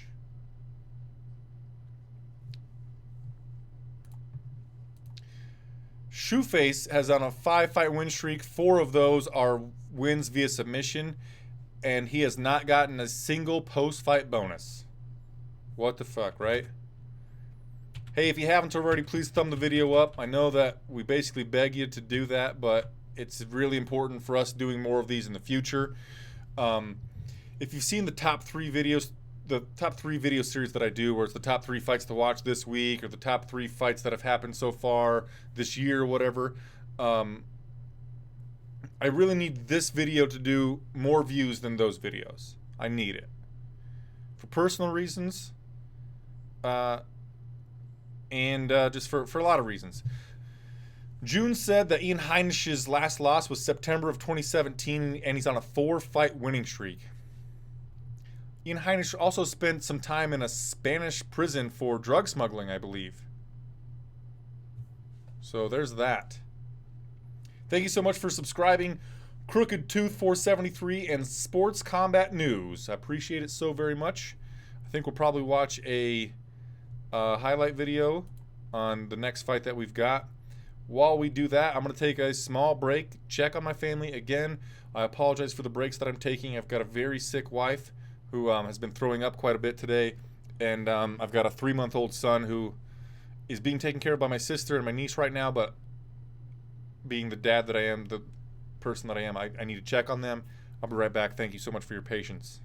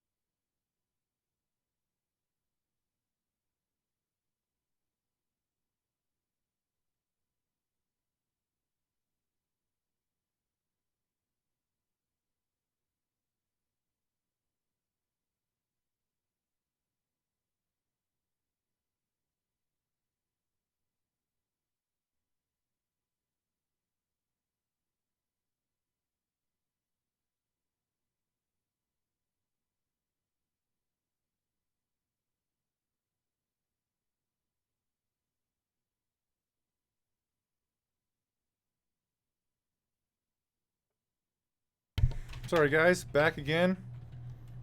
Thank you so much for your patience.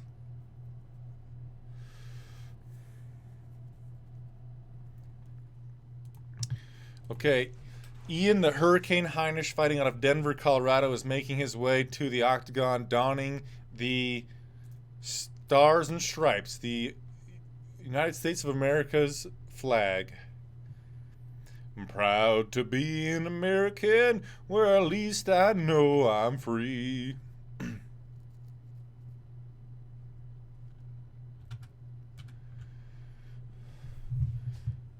Shoeface is 3 inches taller than Heinisch at 6'2", and I assume he's going to have a reach advantage. Like, we can't see it on this tail of the tape, of course.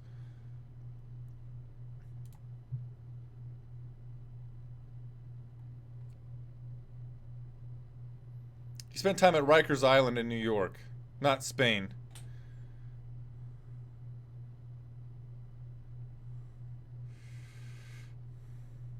Oh!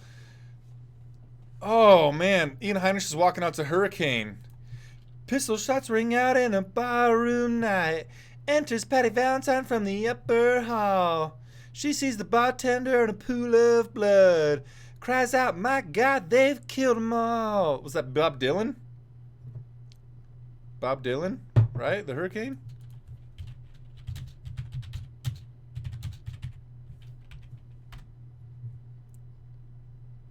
Yeah, what's up, Duke Gunner? Yeah, Bob Dylan, Hurricane. What a great fucking walkout song, especially considering his nickname is the Hurricane. This fight card tonight has been amazing. We've got upsets. We got an upset by Felicia Spencer. Austin Hubbard made a great account of himself. Even Derek Krantz made a good account of himself. Zach Cummins was an upset. I think Ed Herman was an upset. Michelle Pereira was an upset.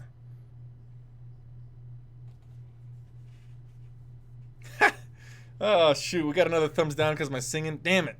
Sorry, June.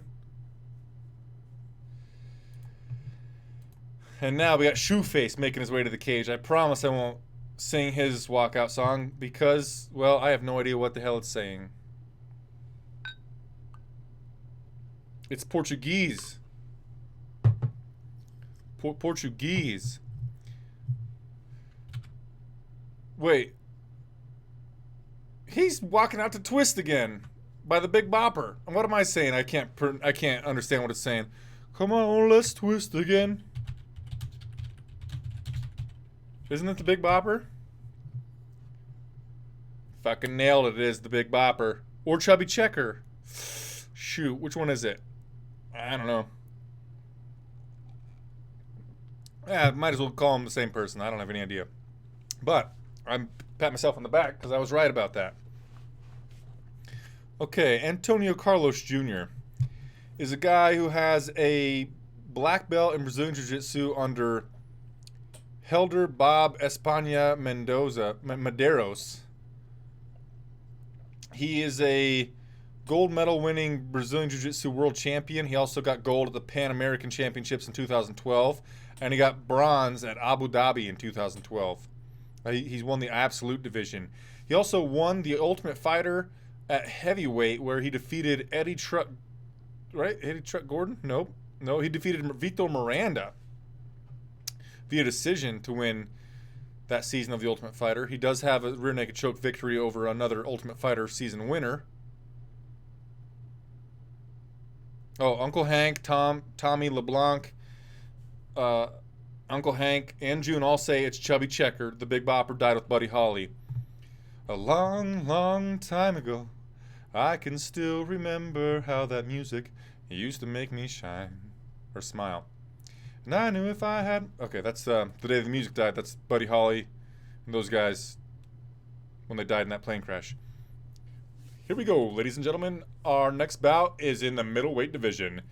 Introducing first, fighting on the blue corner, a wrestler, a boxer, and a former drug smuggler with a professional record of 21 wins, 1 loss, standing 5'11" tall, weighing in at 185 1/2 pounds, fighting out of Englewood, Colorado, the Hurricane, Ian Heinisch.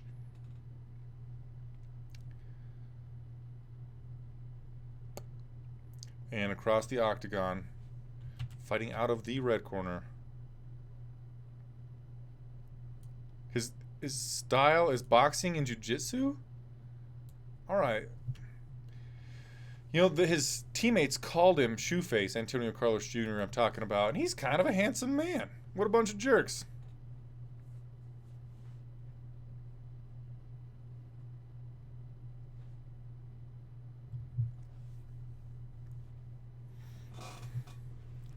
Oh, I gotta get the clock ready. Todd Anderson, our referee.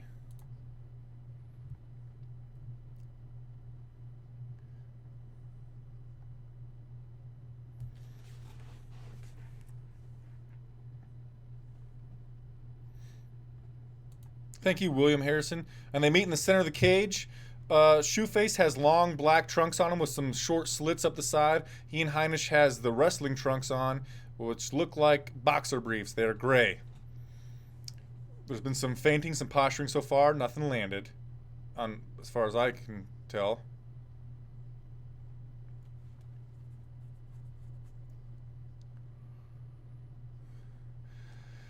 Heinisch feinting coming forward. Inside low kick lands for Heinisch. They're smack dab in the center of the cage on top of the Thunderhead Brewing logo.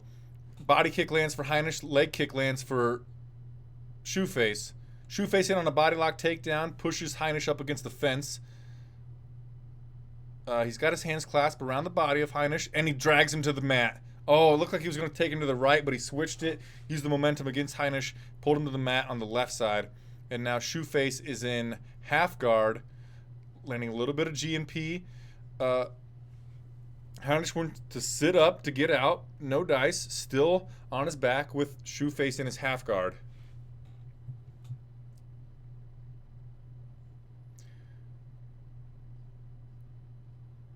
Brennan Fitzgerald said that last August, Shoeface had a torn pectoral muscle. This is his first time back in the cage since that. Same position. Got the Shoeface in half guard. He's going to try to posture up. We got some woo birds. Ric Flair is making an appearance in the crowd. Shoeface looking for a leg lock. Nope, now he's in full guard of Heinisch.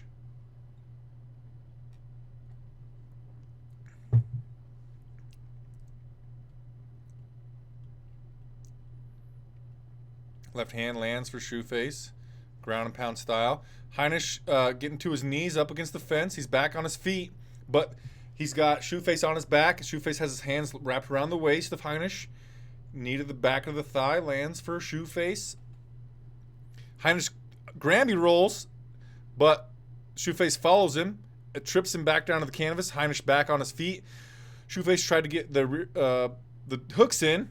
No dice. I'm not nearly as good as Jimmy Smith, Uncle Hank. Shoeface still has his hands clasped behind the waist, or around the waist. He's got the back of Ian Heinisch. Knee to the thigh. He's looking to drag him to the canvas. Heinisch tried a Granby again, and he was able to avoid getting Shoeface on his back, and he's back to his feet. Interesting use of the roll.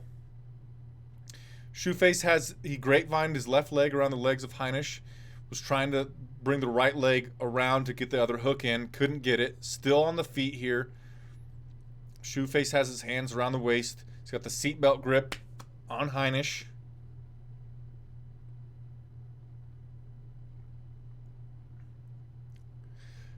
Shoeface had been trying to go to the left with the takedown. Then he went to the right there, but Heinisch was able to tripod himself with his right arm and keep it on the feet. Shoeface again grapevined his left leg between the legs of Heinisch to try to trip him to the ground.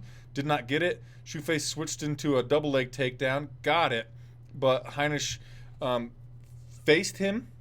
And now Heinisch is in on a single leg, but Shoeface has the front headlock position on Heinisch.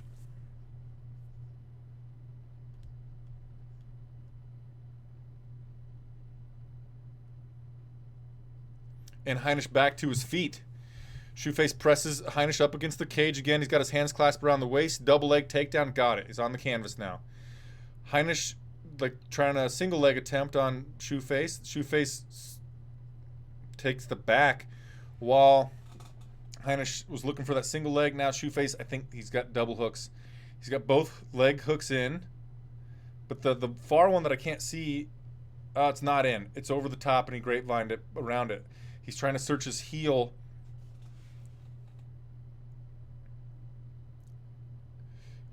Shoeface has his right. Oh, what in the shit? Shoeface hit a shoulder lock on Heinisch, switched it into a guillotine attempt, flipped over. Nope, no dice now, but Shoeface has full mount on Heinisch. That was a fun transition there. Fun transition. Shoeface, he's up on one knee, posturing up in the full mount. I think he's just going to ride the round out. Clear round, 3 takedowns, couple of submission attempts by Shoeface. Round for Shoeface. First time in a while we've had to put up the second round on the stream, guys. Neil says it's got to be demoralizing to have to play this much defense against a high-level jiu-jitsu player in Shoeface. But man, if I don't think Shoeface has the best gas tank. That's what allowed him to get defeated by Dan Kelly by TKO. He tried for some submissions early against Dan Kelly, gassed himself out, and Kelly got the TKO on a very, very tired Antonio Carlos Jr. Ian Heinisch surviving that first round onslaught of takedowns and transition game from Shoeface was huge for him. Interesting. I am very fascinated to see how the second round plays out.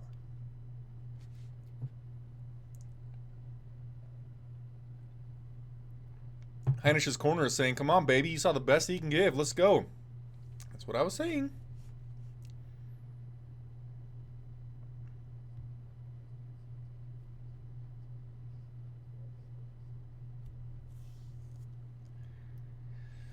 They don't touch gloves. Shoeface wanted to touch gloves, but Antonio Carlos Jr. is Shoeface. It's just way more easy for me to say Antonio Carlos Jr. or it's easier for me to say Shoeface than Antonio Carlos Jr. Would I say Carlos Jr.? Would I just say Jr.? Would I just say Carlos? I don't know. Shoeface. They're smack dab in the center of the K. Overhand right lands for Ian Heinisch on Shoeface. Outside low kick lands for Heinisch. Jab missed from Shoeface. Jab lands for Ian Heinisch. Left high kick missed from Heinisch, but the jab lands for Shoeface.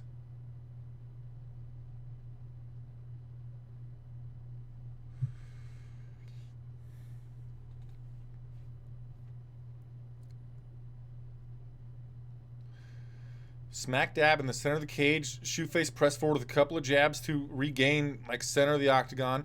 Heinisch is feinting around with his arms, doing a lot of shaking with his arms, throws an overhand right, did not find the distance. Shoeface circles to his right out of the distance of Heinisch. Heinisch comes forward with a jab to overhand, didn't find its range, but he pressed Shoeface kind of up against the fence, and he landed a right hand when Shoeface bounced off the fence, but it didn't seem to do any damage. Heinisch is changing...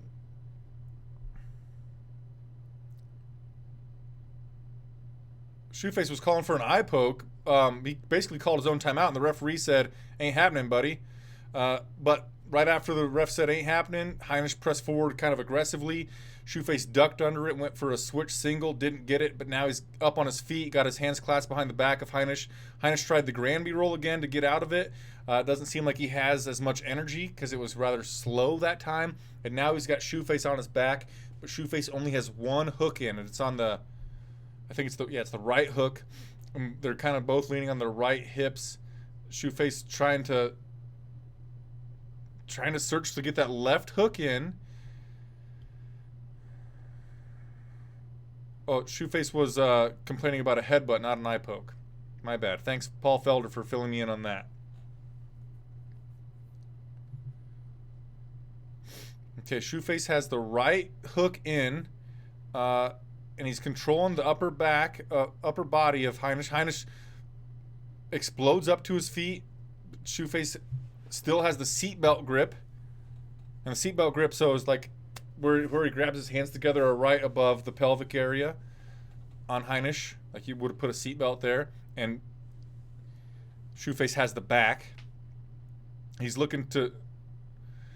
Shoeface went to pull Heinisch to the canvas. He went down to one knee and Heinisch hit him with an elbow, and it seemed like Carlos Jr. was complaining about something. He got a double leg takedown. Heinisch briefly hit his ass on the canvas, but got right back up, and now he has Shoeface on Shoeface is on his back with Heinisch on top of him, searching for side control as Ian Heinisch, and Heinisch is landing some ground and pound on Antonio Carlos Jr. right now.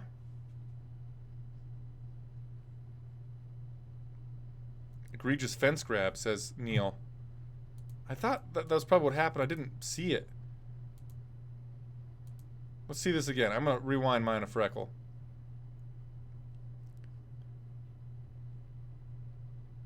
Oh, yeah. Okay, yeah, fence grab for sure. And that could be a difference in this fight. Back to real time, we've got Heinisch in half guard on top of Antonio Carlos Jr. Antonio Carlos Jr. is trying to wall walk himself on the fence to flip position over. Instead, he goes in on a single leg attempt. He's going to go to single leg dump, similar to Damian Maia, or something like what one of the Nogueira brothers would do. Also, Glover Teixeira is good at doing this. Didn't get it though. Now Ian Heinisch has landed some ground and pound on Carlos Jr. Carlos Jr. in on a single leg attempt now, eating Travis Brown elbows as Heinisch sprawled on him. Carlos Jr. trying to suck in that single leg and dump him, but Heinisch landing some ground and pound strikes here. Elbows to the side of the head of Carlos Jr. Carlos Jr. gives up on the single leg attempt, rolls over to his back, and maybe he'll be asking Heinisch to come into his guard. If I was Heinisch, I don't know what I would do. Let him back to his feet because Carlos Jr. could be getting a rest here. Ooh. Heinisch gets round 2.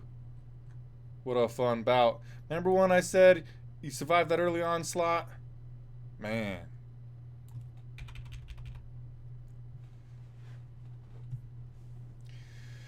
Carlos Jr. looks kind of dejected in the corner. He's got a cut on the bridge of his nose. He was leaning over the fence trying to open up his rib cage to get his air back. He's got a pretty big cut on the bridge of his nose. And his corner's kind of asking him to breathe. It's 1-1, they say.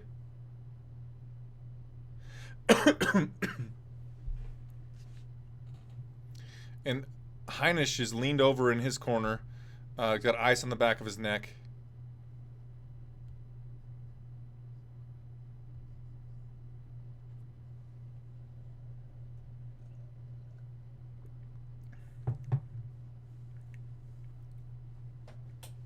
If you haven't already, please give the video a thumbs up and consider subscribing to the channel. If we get enough thumbs up and subscribers on this stream, we'll do this for every single UFC event.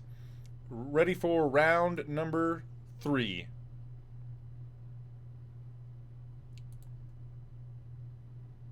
Todd Anderson is giving Heinisch a hard warning for grabbing the cage. And here we go, round number 3. They touch gloves in the center. Heinisch tried a shifting in right straight, kind of what Chad Mendez likes to do. Outside low kick lands for Heinisch. Another outside low kick lands for Heinisch.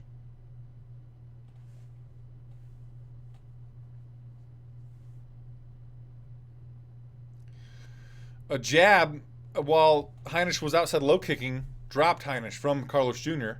Back on his feet though, right on top of the Thunderhead Brewing logo.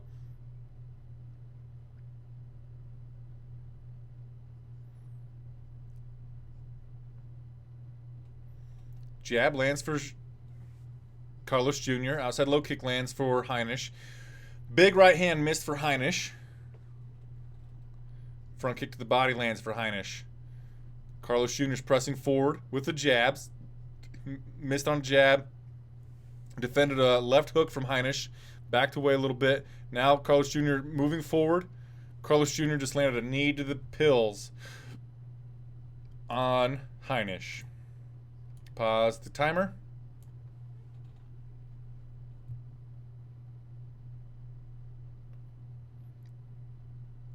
The crowd is chanting asshole on Carlos Jr. Right to the cup was the right knee from Carlos Jr. But does the crowd really need to chant asshole?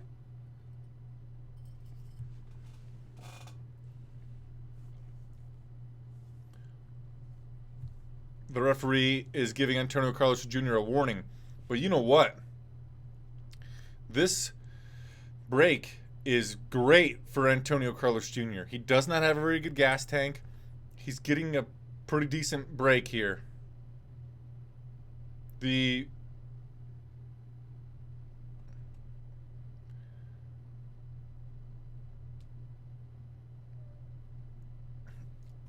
Okay. Both guys got a warning. Whoa!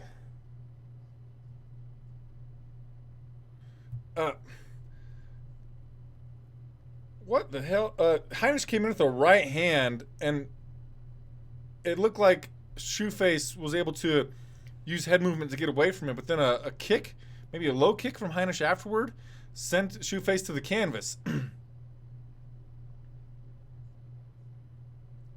Even Paul Felder's just referring to Carlos Jr. as Shoeface. Shoeface in on a single leg attempt. He's looking to drag Heinisch to the canvas, but Heinisch has really good takedown defense and balance. Very good sprawl by Ian Heinisch. And now he's landing some left fists on the side of the head of Shoeface, as Shoeface still stays dedicated to the single leg attempt. Shoeface is going for a high tree, a high crotch. And now Shoeface going for Shoeface has the seatbelt grip. Shoeface now grapevining the right leg over, trying to take the back of Heinisch, and he just falls off the top, and now Ian Heinisch is in the half guard of Shoeface on the canvas. Ian Heinisch on top. Wowzers. Heinisch on his way to a decision victory, it seems, because I don't think Shoeface has a lot in the gas tank, and as they get slicker with sweat, I think that Shoeface is going to have less and less in the tank.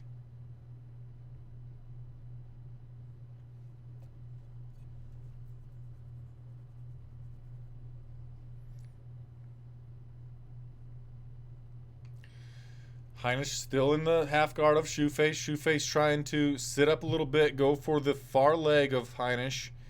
Gave up on it. Oh,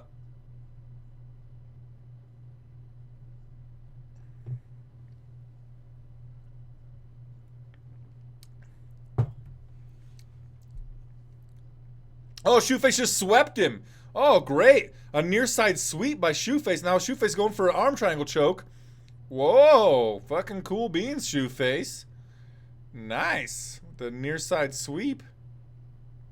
That was pretty cool, buddy. Okay, but now Heinisch is pressing on the head of Shoeface, pushing him away, trying to shrimp out. Shoeface followed him a little bit. And Shoeface now on a guillotine attempt on Heinisch. Shoeface went to take the back and slipped off. Oh, Heinisch on top of Shoeface again. Sorry for my coughing. Woo!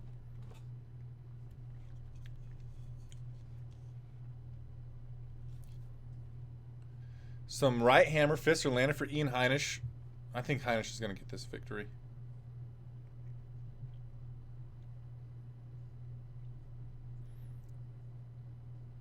Chance of USA rain down in the octagon, or in the arena. Big E McFarland says RDA is going to win with a 5th round TKO.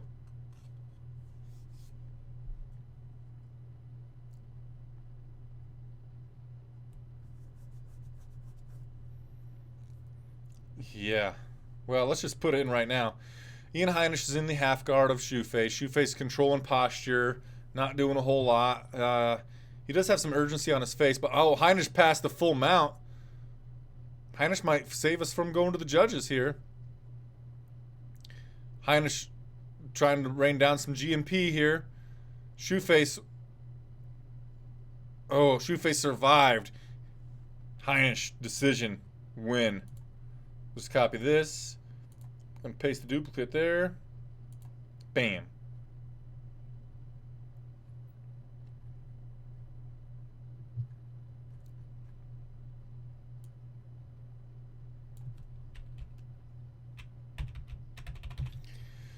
$29-28 for Ian the Hurricane Heinisch. The Granby rolls. I think those are Granbys. I could be wrong, but I'm pretty sure they're Granbys. From Heinisch, saved him from a lot of back take attempts from Carlos Jr. You know what was a big momentum swing point was when Ian Heinisch held the fence on that one. He had really good takedown defense the rest of the fight, so not a huge deal.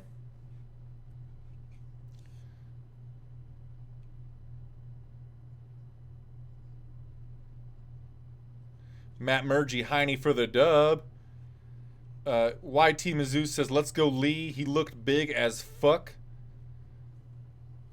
I know Kevin Lee is the underdog, but I got Kevin in this fight over Rafael dos Anjos. Made Killarilla. Sorry, I mispronounced your name. Says Lee with a rear naked choke. Big E McFarland, how do you think Lee gets it done?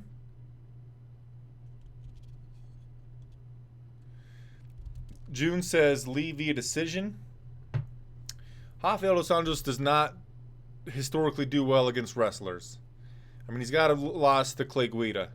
And at this point in their careers, especially right now, Kevin Lee's way better than Clay Guida right now.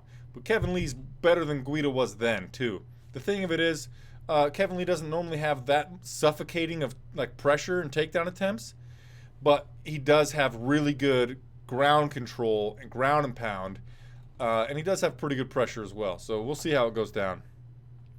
June says RDA 2 consistently backs up, gets lost defensively, and puts himself on the cage against pressure fighters like Usman, like Covington. YT Mizzou, I'm honestly rooting for Lee. He's young, and I think it's time to win. He got confidence even after all the losses.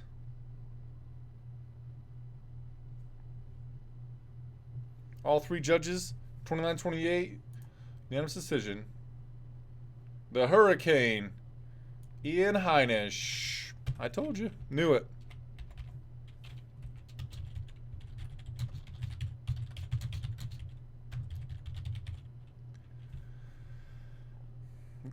And the two fighters show respect. Paul Felder's in with Ian Heinisch. Let's listen in.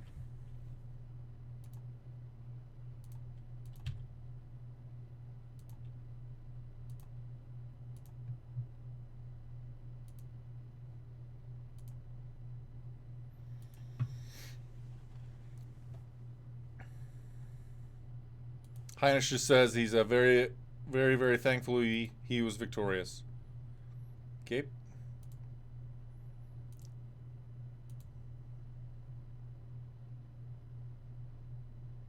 Heinisch says his striking is always improving. He had to be careful of the takedown. But, man, hats off to him. Just want to say love you, Mom, Mother's Day. Happy birthday to his beautiful girlfriend. Thanks to his team. Yada, yada. Duke Gunner says RDA via submission. Big E McFarland says RDA needs to find openings and jump on them as fast as possible and stop waiting like he has recently. One thing that we need to touch base on is that Kevin Lee gets hurt a lot, and he's been hurt. He got hurt in his loss. Well, he got hurt in his win against Edson Barboza. He got hurt in the loss to Iaquinta. He got hurt, finished by Leonardo Santos. And anyway, my point of all this about him being hurt is he's going up 15 pounds. And I always think that fighters who are more well hydrated when they enter the octagon and when they cut less weight, then they have better chins. Like Nate Diaz's chin at 170 versus at 155. Like Robert Whittaker's chin at 185 versus 170. So that's something to keep in mind. RDA does hit really hard. I might pick him at 155 pounds over Kevin Lee, but I mean, both guys had trouble cutting weight to 155, but it's worth noting that I think Kevin Lee will have a better chin at this weight class than he did at 155 pounds.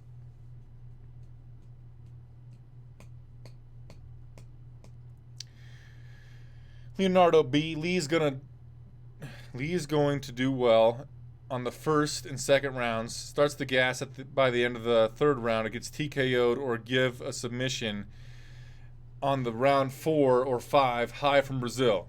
What up, Leonardo? Yeah, next up, we got the main event of the evening. Rafael dos Anjos versus Kevin the Motown Phenom Lee.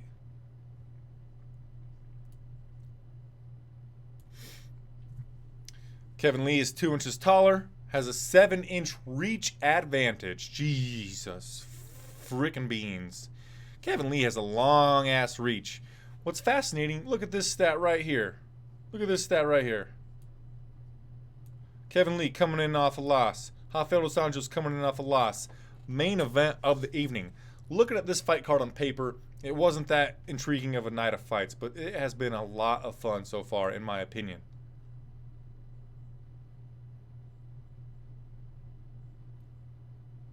Huh. Nice, June. June says that she makes graphics for Bloody Elbow and already made one for the 6-round post-fight show that says Lee defeated Dos Santos, and we shall see if she has to change her work later on. If you haven't already, please give the video a thumbs up.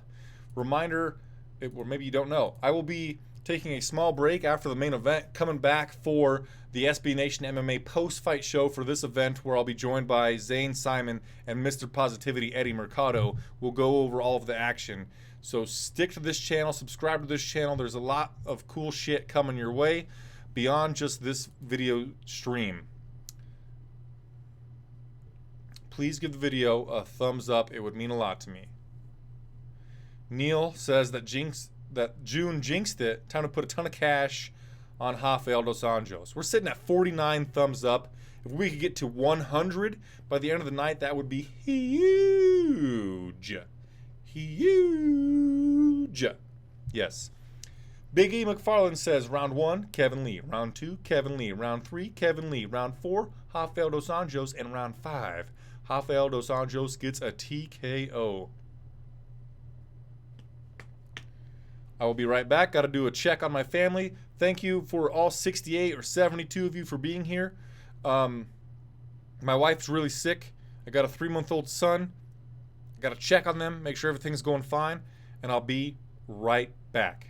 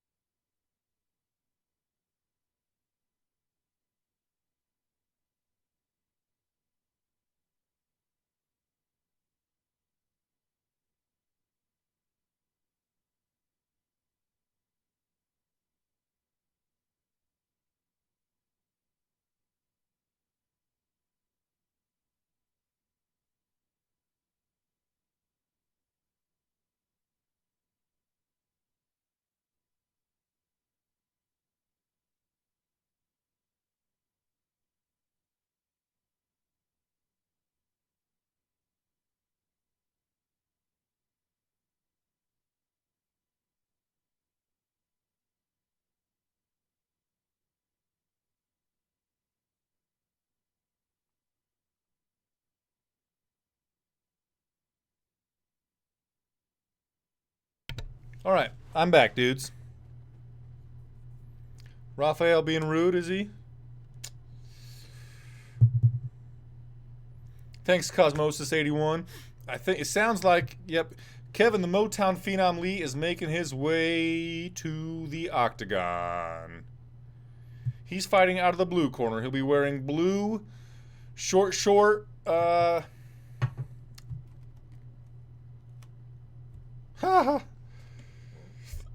like board shorts.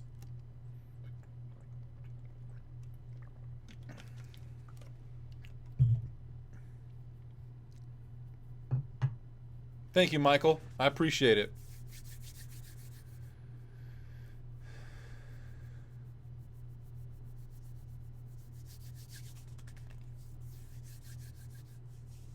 All right, now, Kevin the Motown Phenom Lee is in the SB Nation MMA Prep Point, brought to you by BloodyElbow.com and MMAmania.com. The only two places on the World Wide Web you'll ever need to visit to get your mixed martial arts news needs met. Go there to get all the news that you'd ever want about mixed martial arts. BloodyElbow.com and MMAmania.com. Also, special guest sponsor tonight is Thunderhead Brewing out of Kearney or Axtell, Nebraska, the best craft brewery in the entire fucking world. Try yourself a Shaben's Pilsner today. Pilsners are on the uprise. They're delicious. It is crisp. It's summertime. You'll love it. Kevin Lee is his UFC welterweight debut. He's had takedowns in 13 out of 14 UFC fights. He's got 8 wins via submission. 5 of those submissions are via RNC. Nah, they're not quite Richard Simmons shorts, but they're shorter than the board shorts that I would wear. That's for sure. But also should be noted, Kevin Lee's got Kevin Lee's got better legs than I. And also, so they go about 5 inches above his kneecap, and then there's about a 6 to 8 inch slit up the side of them, so you can see like his compression shorts underneath of him. But right now, Kevin Lee is inside of the octagon. Siri? You stupid gal. I'm not talking to you. The 5th time Siri tried to talk to me. And now, making his way to the cage is the former UFC lightweight champion of the world, Rafael dos Anjos. I'm not certain these guys have a lot of mutual opponents.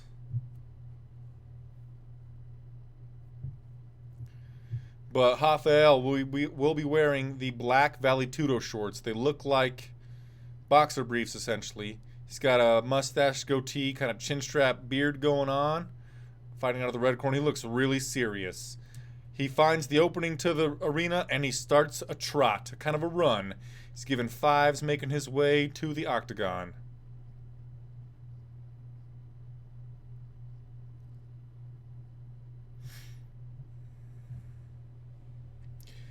Big E McFarlane wants us to know that Rafael has a loss to Jeremy Stephens, who now competes at 145 pounds. Since that time, Rafael dos Anjos had some steel put in his jaw, I believe, because Jeremy Stephens broke his jaw. And Rafael's had a really good chin ever since that time.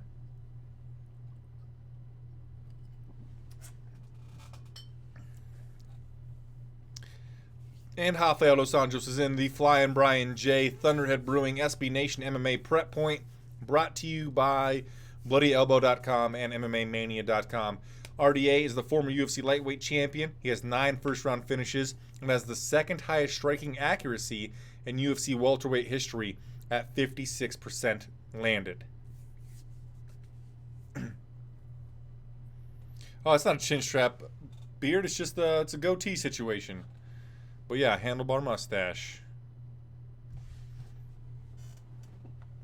And now, Rafael dos Anjos is inside of... Nope, he's going to pray first. He's praying. He's praying, and he's inside of the cage. Yes, he is.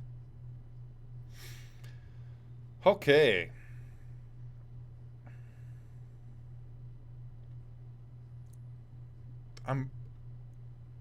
I'm fucking pumped for this fight. Give a thumbs up on this video if you're pumped for this fight. My goodness. Liam Awesome Man 1 has RDA via decision. I'm with June. I think that Kevin Lee wins. But Kevin Lee is 8 years younger at 26. And he also has a 7-inch reach advantage at 77 inches. And now, Joe Martinez is in the cage with the microphone.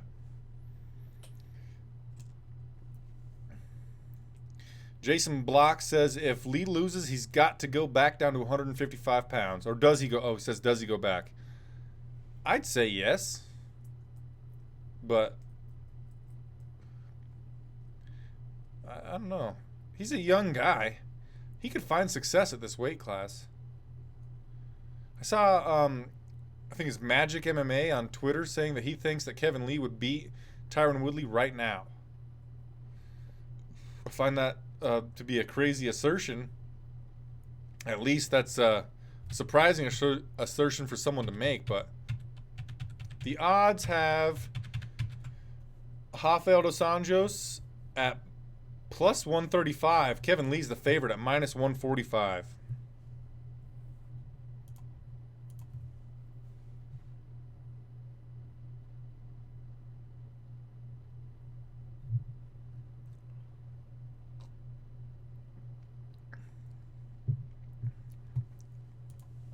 Here is the Motown Phenom, Kevin Lee.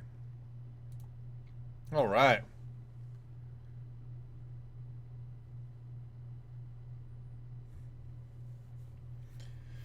Fighting out of the red corner, a grappler with a professional record of 28 wins, 11 losses. That's a lot of losses. Fighting out of Rio de Janeiro, Brazil. Rio de Janeiro.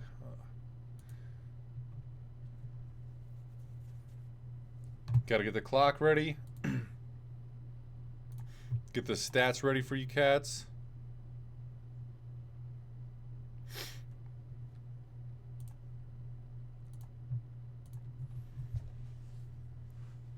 Big Dan Mergliotta brings him to the center of the cage. They've been over the rules in the locker room. Obey my commands at all times. Protect yourself at all times. Touch gloves if you want to. And let's do this fucking thing.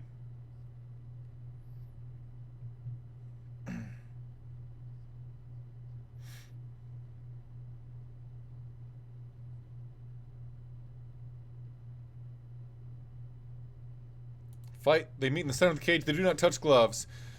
RDA in the southpaw stance, Kevin Lee in the orthodox stance. They trade body kicks to the open side. A couple of left straights land for Rafael dos Anjos.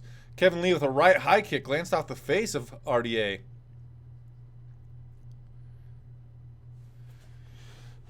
Left body kick landed for Rafael dos Anjos, but he ate a takedown attempt from Kevin Lee, and he's on his back right now. Kevin Lee is in full guard trying to pass into half guard. Kevin Lee passed all the way to side control. Dos Anjos to his feet. Kevin Lee's got the left hook in. Dos Anjos has 2-on-1. The left wrist control on Kevin Lee. He's going to need to turn and face him to the left. And he's out of it. Left hand lands for RDA. Oh, right straight lands for Kevin Lee. Right kick to the body lands for Kevin Lee. Left high kick lands for RDA. Right straight lands for Kevin Lee. Left straight lands for RDA. Ooh, a shifting right uppercut barely missed from RDA.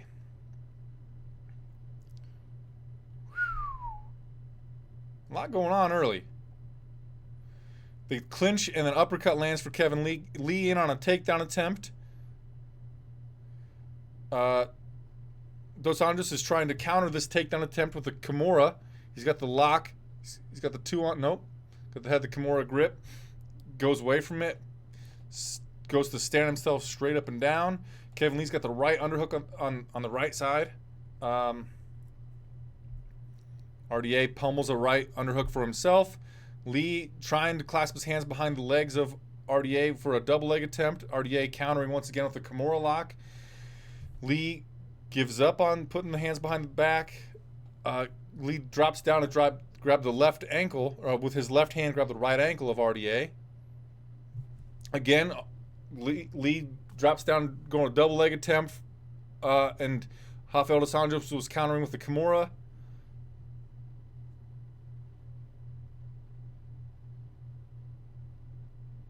Oh, Paul Felder just said that the Granby for me and Heinisch used in the last fight. Haha, I was right.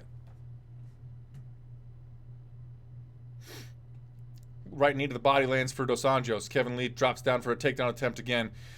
Dos Anjos pummels a right underhook, lifts the posture back up of Kevin Lee. They separate briefly. Kevin Lee's still pressuring Dos Anjos up against the fence here. Dos Anjos double underhooks. Knee to the body lands for Dos Anjos. Dos Anjos got the double underhooks, and he reversed. No, we're a 50-50 underhook position. He briefly reversed Kevin Lee to put Lee's back on the fence. Knee to the body land for RDA. Let's go of it. Kevin Lee right now still pushing RDA up against the fence. Right knee to the body lands for RDA. Kevin Lee's dropping down for this double leg takedown attempt. RDA once again going for the Kimura lock on the near side that we're watching to defend the takedown attempt. Lee gives up on the double, goes for the single leg. Gives up on that, postures back up, and is just pressing RDA up against the fence. RDA goes the 2-on-1 head, and like he's the plum clinch. Landed a one punch there. Kevin Lee dropped back down for a single leg attempt. RDA once again goes for the Kimura to get out of it. They separate. Right body kick lands for Lee. We're in the center of the cage. Knee to the body lands for Lee. Right hand lands for Lee.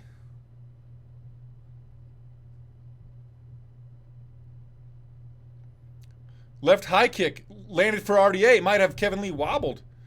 Kevin Lee on his back foot now. No, he seems fine. He was on the back foot for a second there. Jumping knee to the body, missed for Rafael dos Anjos. Now Kevin Lee's on the back foot. I think that left high kick might have hurt him. Now dos Anjos in on a takedown attempt, and he gets it. He's got Kevin Lee on his back. Rafael dos Anjos is in the half guard of Kevin Lee. Lee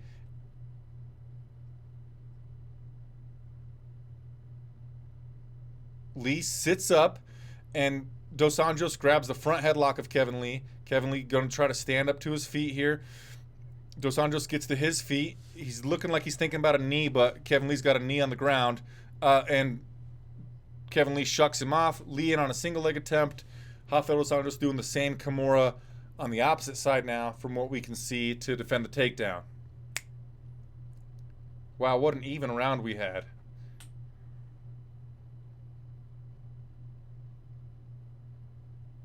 It's a 5-round fight, Neotic. And I think we're going to give round 1 to Kevin Lee. He landed more significant strikes. But I felt like the momentum shifting to Rafael dos Anjos toward the end of that first round. But I think round 1 goes to Kevin Lee. We'll get ourselves set up for round number 2. Neil agrees with me. Round 1 goes to Lee.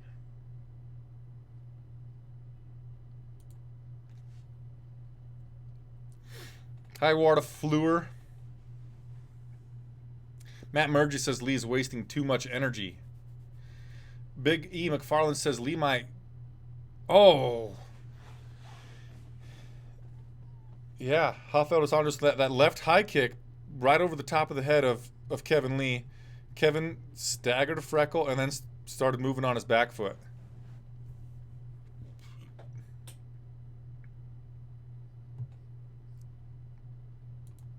Round 2, here we go. They meet in the center of the cage. They don't touch gloves. RDA, southpaw. Lee, orthodox.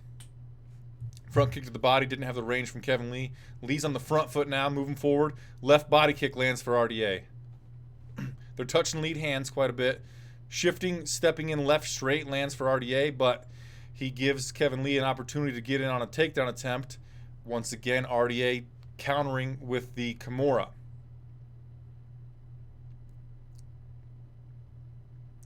Lee switching to the other side, other single leg, and RDA's countering with a guillotine choke. RDA does not quite have full guard on the guillotine attempt, but he swept Kevin Lee, and he's able to get back to his feet with that guillotine attempt. Kevin Lee's got a 50-50 underhook position with the right underhook, and he's trying to drop down on a single leg against RDA. Guess what RDA's doing? Kimura grip to defend it. You got it. Good guess.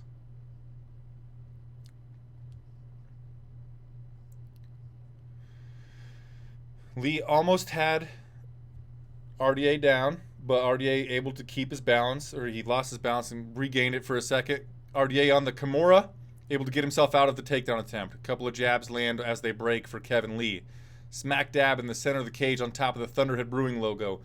A big round right high kick missed barely from Kevin Lee. Left high kick landed for RDA, but Kevin Lee seems to be fine with it. Caught him on the guard a little bit. Left straight lands for RDA. RDA in on a takedown attempt. He switches to a back take. Kevin Lee's on a single leg, or he's got a knee on the canvas up against the fence as RDA has his hands wrapped around his waist in a seatbelt position, seatbelt grip. And Kevin Lee stands right back up to his feet here.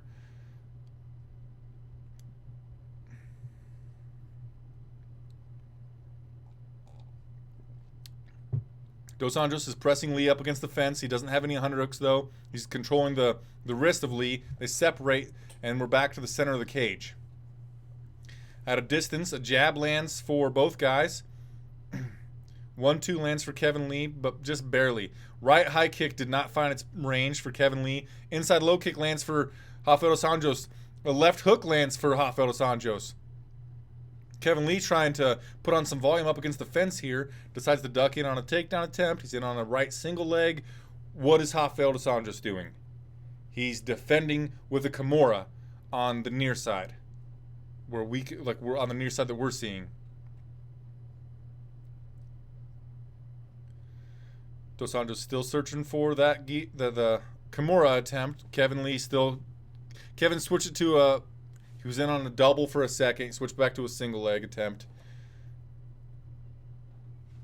Dos Anjos, Kimura.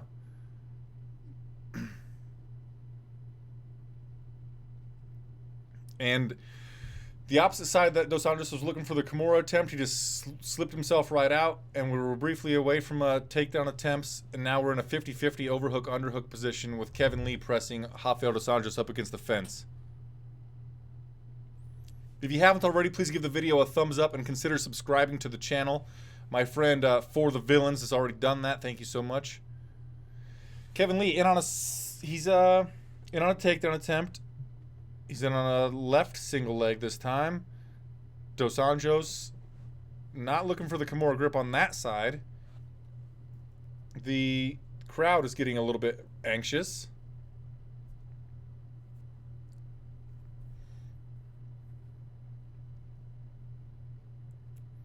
Dos Anjos now. Kevin Lee switched to the right single leg, and Dos Anjos is going for the Kimura counter.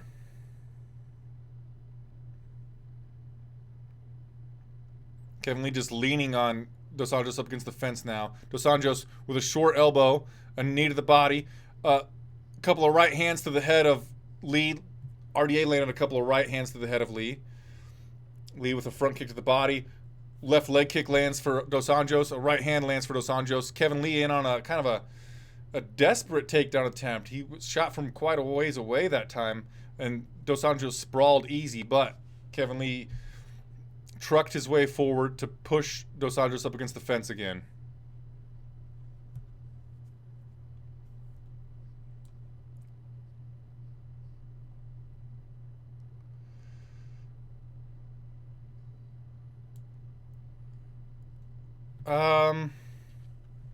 What do you think, Neil? That round go to Kevin Lee again?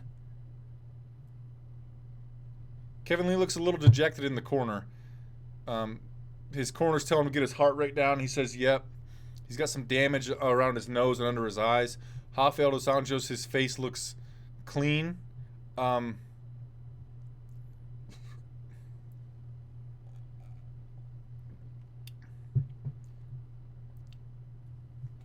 giving the round to Lee.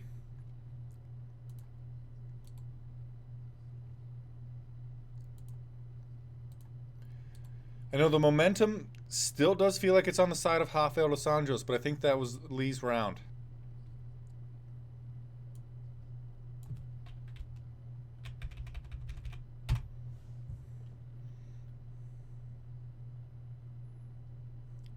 Okay, we're getting ready for round number 3.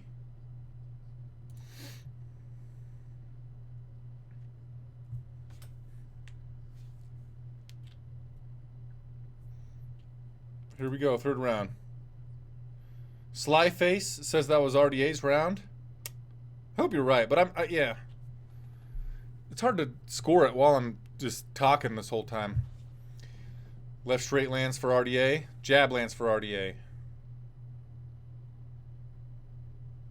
Neil says not a bad call for either guy. I trust you, Neil. Right body kick lands for Kevin Lee. Ooh, that was a heavy one. Ooh, left straight lands for RDA. Right straight misses for Lee. Jab lands for RDA.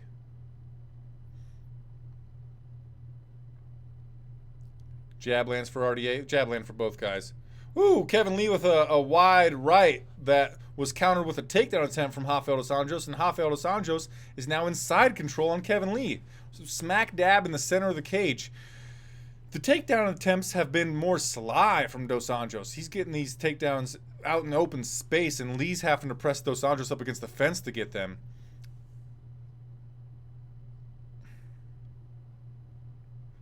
Lee's 2 for 8 on his takedown attempts, and Dos Anjos is 3 for 4. Now, but Kevin Lee has petered down, and he's back up on his feet. And now we've got a 50-50 underhook position. Kevin Lee's trying to press Dos Anjos up against the fence, but nope. Dos Anjos pressed Lee up against the fence, and now Dos Anjos is... I thought he was going to go for a takedown. Yep. Dos Anjos dropped in on a double leg attempt, switches to a single leg attempt, and he's going to try to dump Kevin Lee. Nope. He lost it. Kevin Lee goes to take the back of Dos Anjos. Lee has the back of Dos Anjos, but he doesn't have... He has one hook in. Dos Anjos is defending the second hook from being in with a hand. But Kevin is really good with back takes. Oh, man. RDA switched to a single and was able to get out of that attempt. And now he's on top. Fun scramble.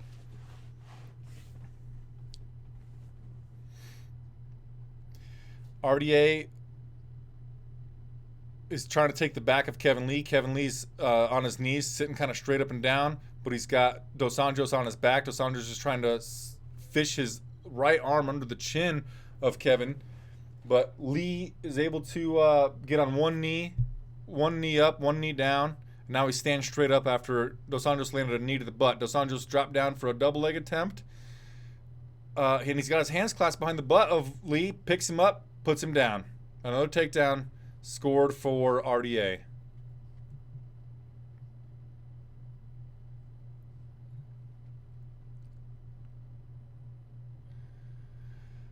Lee is like sitting down with his back straight up and down, kind of in staff pose if you're into yoga. Now he gets up to one knee on the ground, and the knee that's away from RDA, that's along the fence, is on the ground, and the knee that was close to the RDA away from the fence was up. But now Lee back to his feet. Overhook, underhook position kind of going on.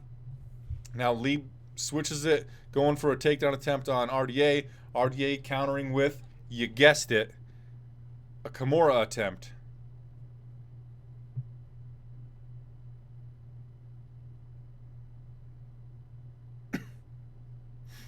Short elbow landed for RDA. Lee drops down for a double leg attempt. RDA has his yeah, okay. Lee gets the takedown, scores it, but RDA's doing a good job pressing his head and trying to push himself away to get back up, and Lee's not doing a very good job controlling it all.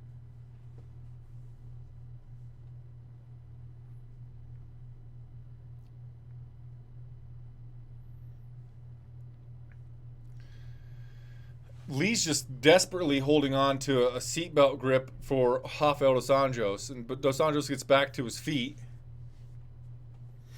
Dos Anjos has wrist control on the left arm of Lee. Lee pulls him away from the fence, and Lee gets him down. Lee's going to try to take the back, but Dos Anjos comes out the back. Lee's trying to hit a switch. No dice. Now Dos Anjos hit on a takedown attempt. Dos Anjos is now on the top, and Lee's on the bottom. Left hand lands for Dos Anjos. Couple of pepper and ground and pound strikes. Lee back to his feet. Eats a left hand as he does that. We've got a 50-50 overhook, underhook position, and Lee again on a takedown attempt with a single leg on the right. Rafael dos Anjos countering with the Kimura grip, and that's the end of round number 3. I think we give that round to Rafael dos Anjos.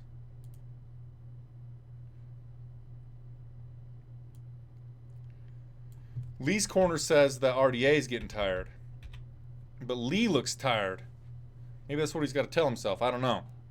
If you haven't already, please give the video a thumbs up and subscribe to the channel. It would mean a lot to us.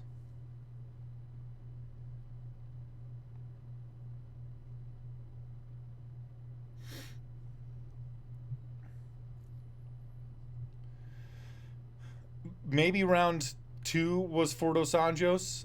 I don't know. But round 3 was definitely for Dos Anjos as we head into the 4th round.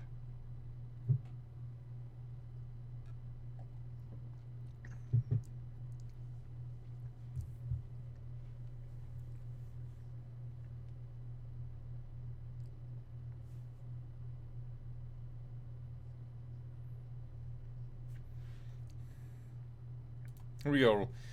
Main event rounds, and we're off. They meet in the center of the cage here. Southpaw off Dos Anjos. Orthodox Lee. Front kick to the body missed by Lee. Right straight lands for Lee. 2-1 missed for Lee. Front kick to the body parried by Dos Anjos.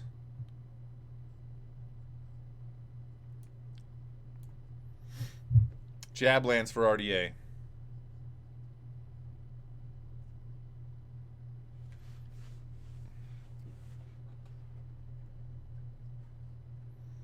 Left, a wide left lands for Dos Anjos. Jab lands for Dos Anjos.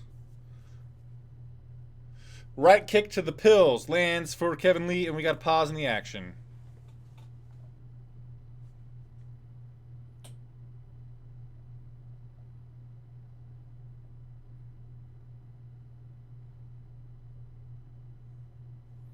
And we're back a-going. Okay. Ooh, a jab cross lands for Dos Anjos, and he backed up Kevin Lee a little bit. A couple of jabs land for Dos Anjos. Lead hand uppercut barely missed for Dos Anjos. Oh, frick. Inside low kick landed for Dos Anjos, and it buckled Kevin Lee.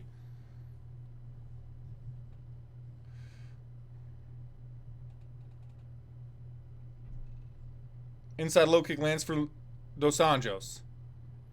Takedown attempt in open space for Kevin Lee.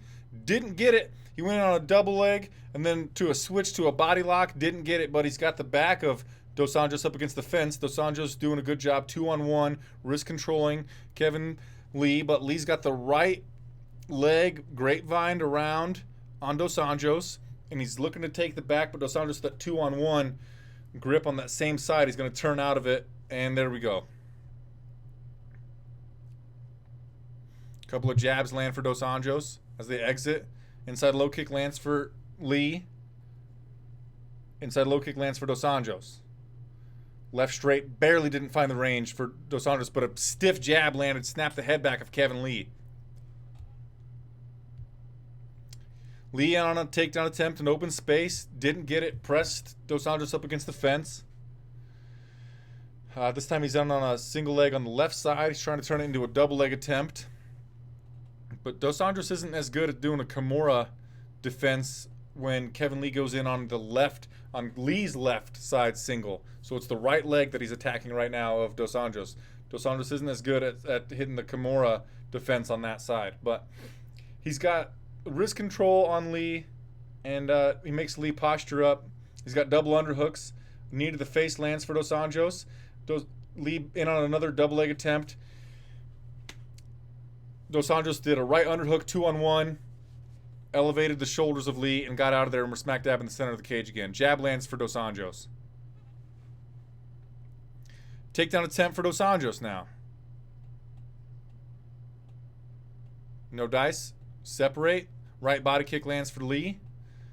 Inside low kick lands for Dos Anjos, and as he did that, a takedown attempt from Kevin Lee. He's in on a single leg. He's got the high crotch single leg, trying to dump Dos Anjos down. Didn't get it. Gave up, and then Rafael dos Anjos took the back briefly of Kevin Lee. Now, Rafael dos Anjos has Kevin Lee in the full mount position, smack dab in the center of the cage, right on top of the Thunderhead Brewing logo. Oh, man. And Kevin Lee trying to sit up and get out of this. Dos Anjos might be looking for an arm triangle choke attempt. Dos Anjos has the arm triangle choke attempt on the near side. Dos Anjos about to sink in this. Yep. Yes, Dos Anjos.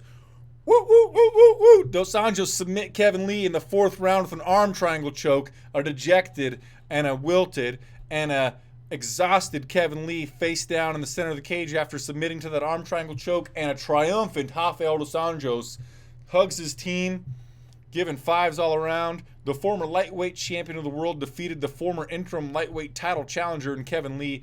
Fourth round submission. Yes. June has to change the graphics for her 6th round post-fight show. Yes. All right. Good job, Rafael dos Anjos. Dos Anjos won as a plus 145 underdog. Yep. Paul Felder saying you saw the body language there. When Lee missed on that takedown attempt, he kind of gave up and just went Peter down in the center of the cage. RDA swung around, went to take the back. Then Lee went back down, got mounted by the Brazilian, RDA. RDA immediately searched for that arm triangle choke, and Lee tapped to it shortly thereafter.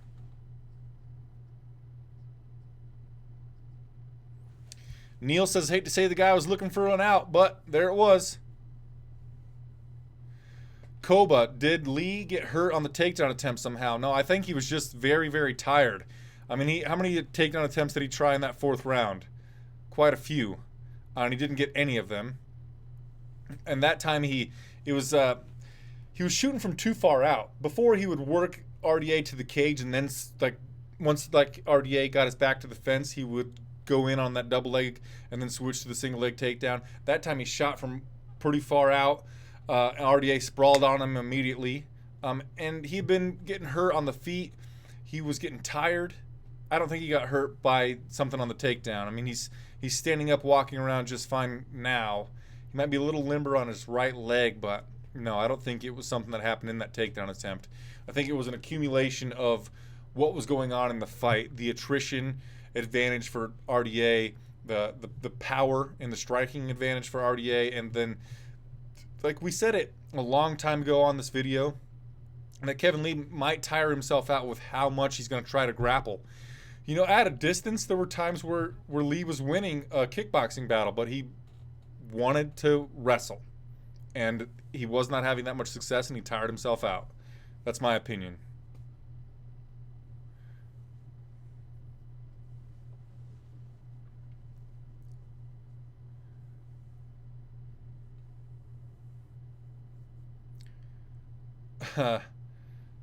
CP says, funny, people thought that Lee could beat Habib. Leonardo B says Lee gave up that submission. Kind of agree.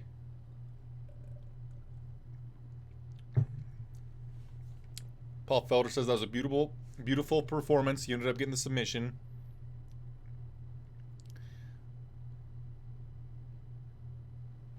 RDA says, first of all, I want to give all the glory to my Savior, Jesus Christ.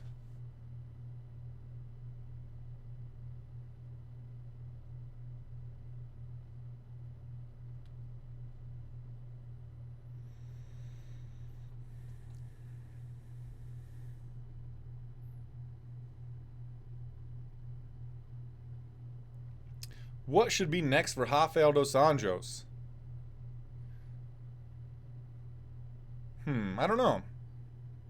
Thank you for subscribing, Marlia Fu. If you haven't already, please give the video a thumbs up. I'm trying to listen to the post-fight interview from Rafael dos Anjos.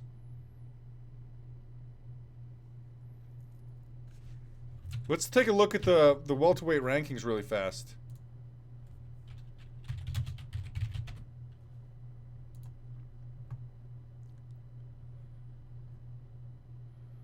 So the welterweight rankings.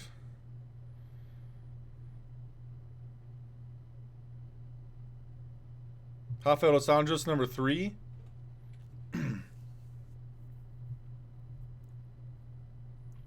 What is next for Stephen Wonderboy Thompson?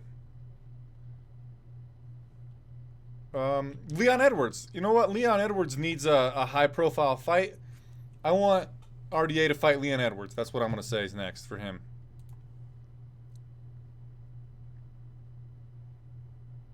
Oh shit, Slyface the crying dude said the same thing. Wow, I swear to God, man, Slyface, I didn't see that before I said it.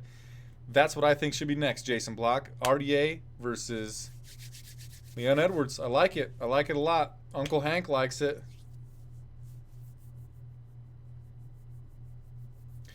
Big E McFarlane got all the main card picks right except for Shoeface. The Pringles man 6. Did Lee just lose? Yes, he lost in a 4th round submission to Rafael dos Anjos.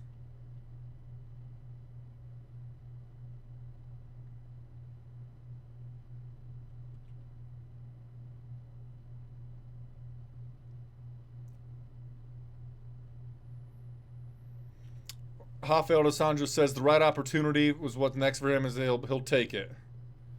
So yeah, I think that Rafael dos Anjos versus Leon Rocky Edwards. Sounds pretty good.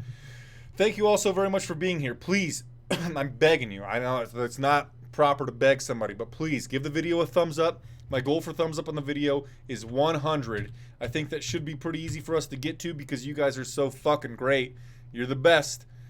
If we get to 100, that would mean so much to me. I'm going to take a small break, and I'll be back for the post-fight show where I will be joined by Mr. Positivity, Eddie Mercado, and the Zane Simon in just a few moments. Take like a 5 to 10 minute. We got to regroup, and then bam, come back for that 6-round post-fight show with those two guys. Thanks so much, guys, and I'll see you there in just a few moments. Namaste.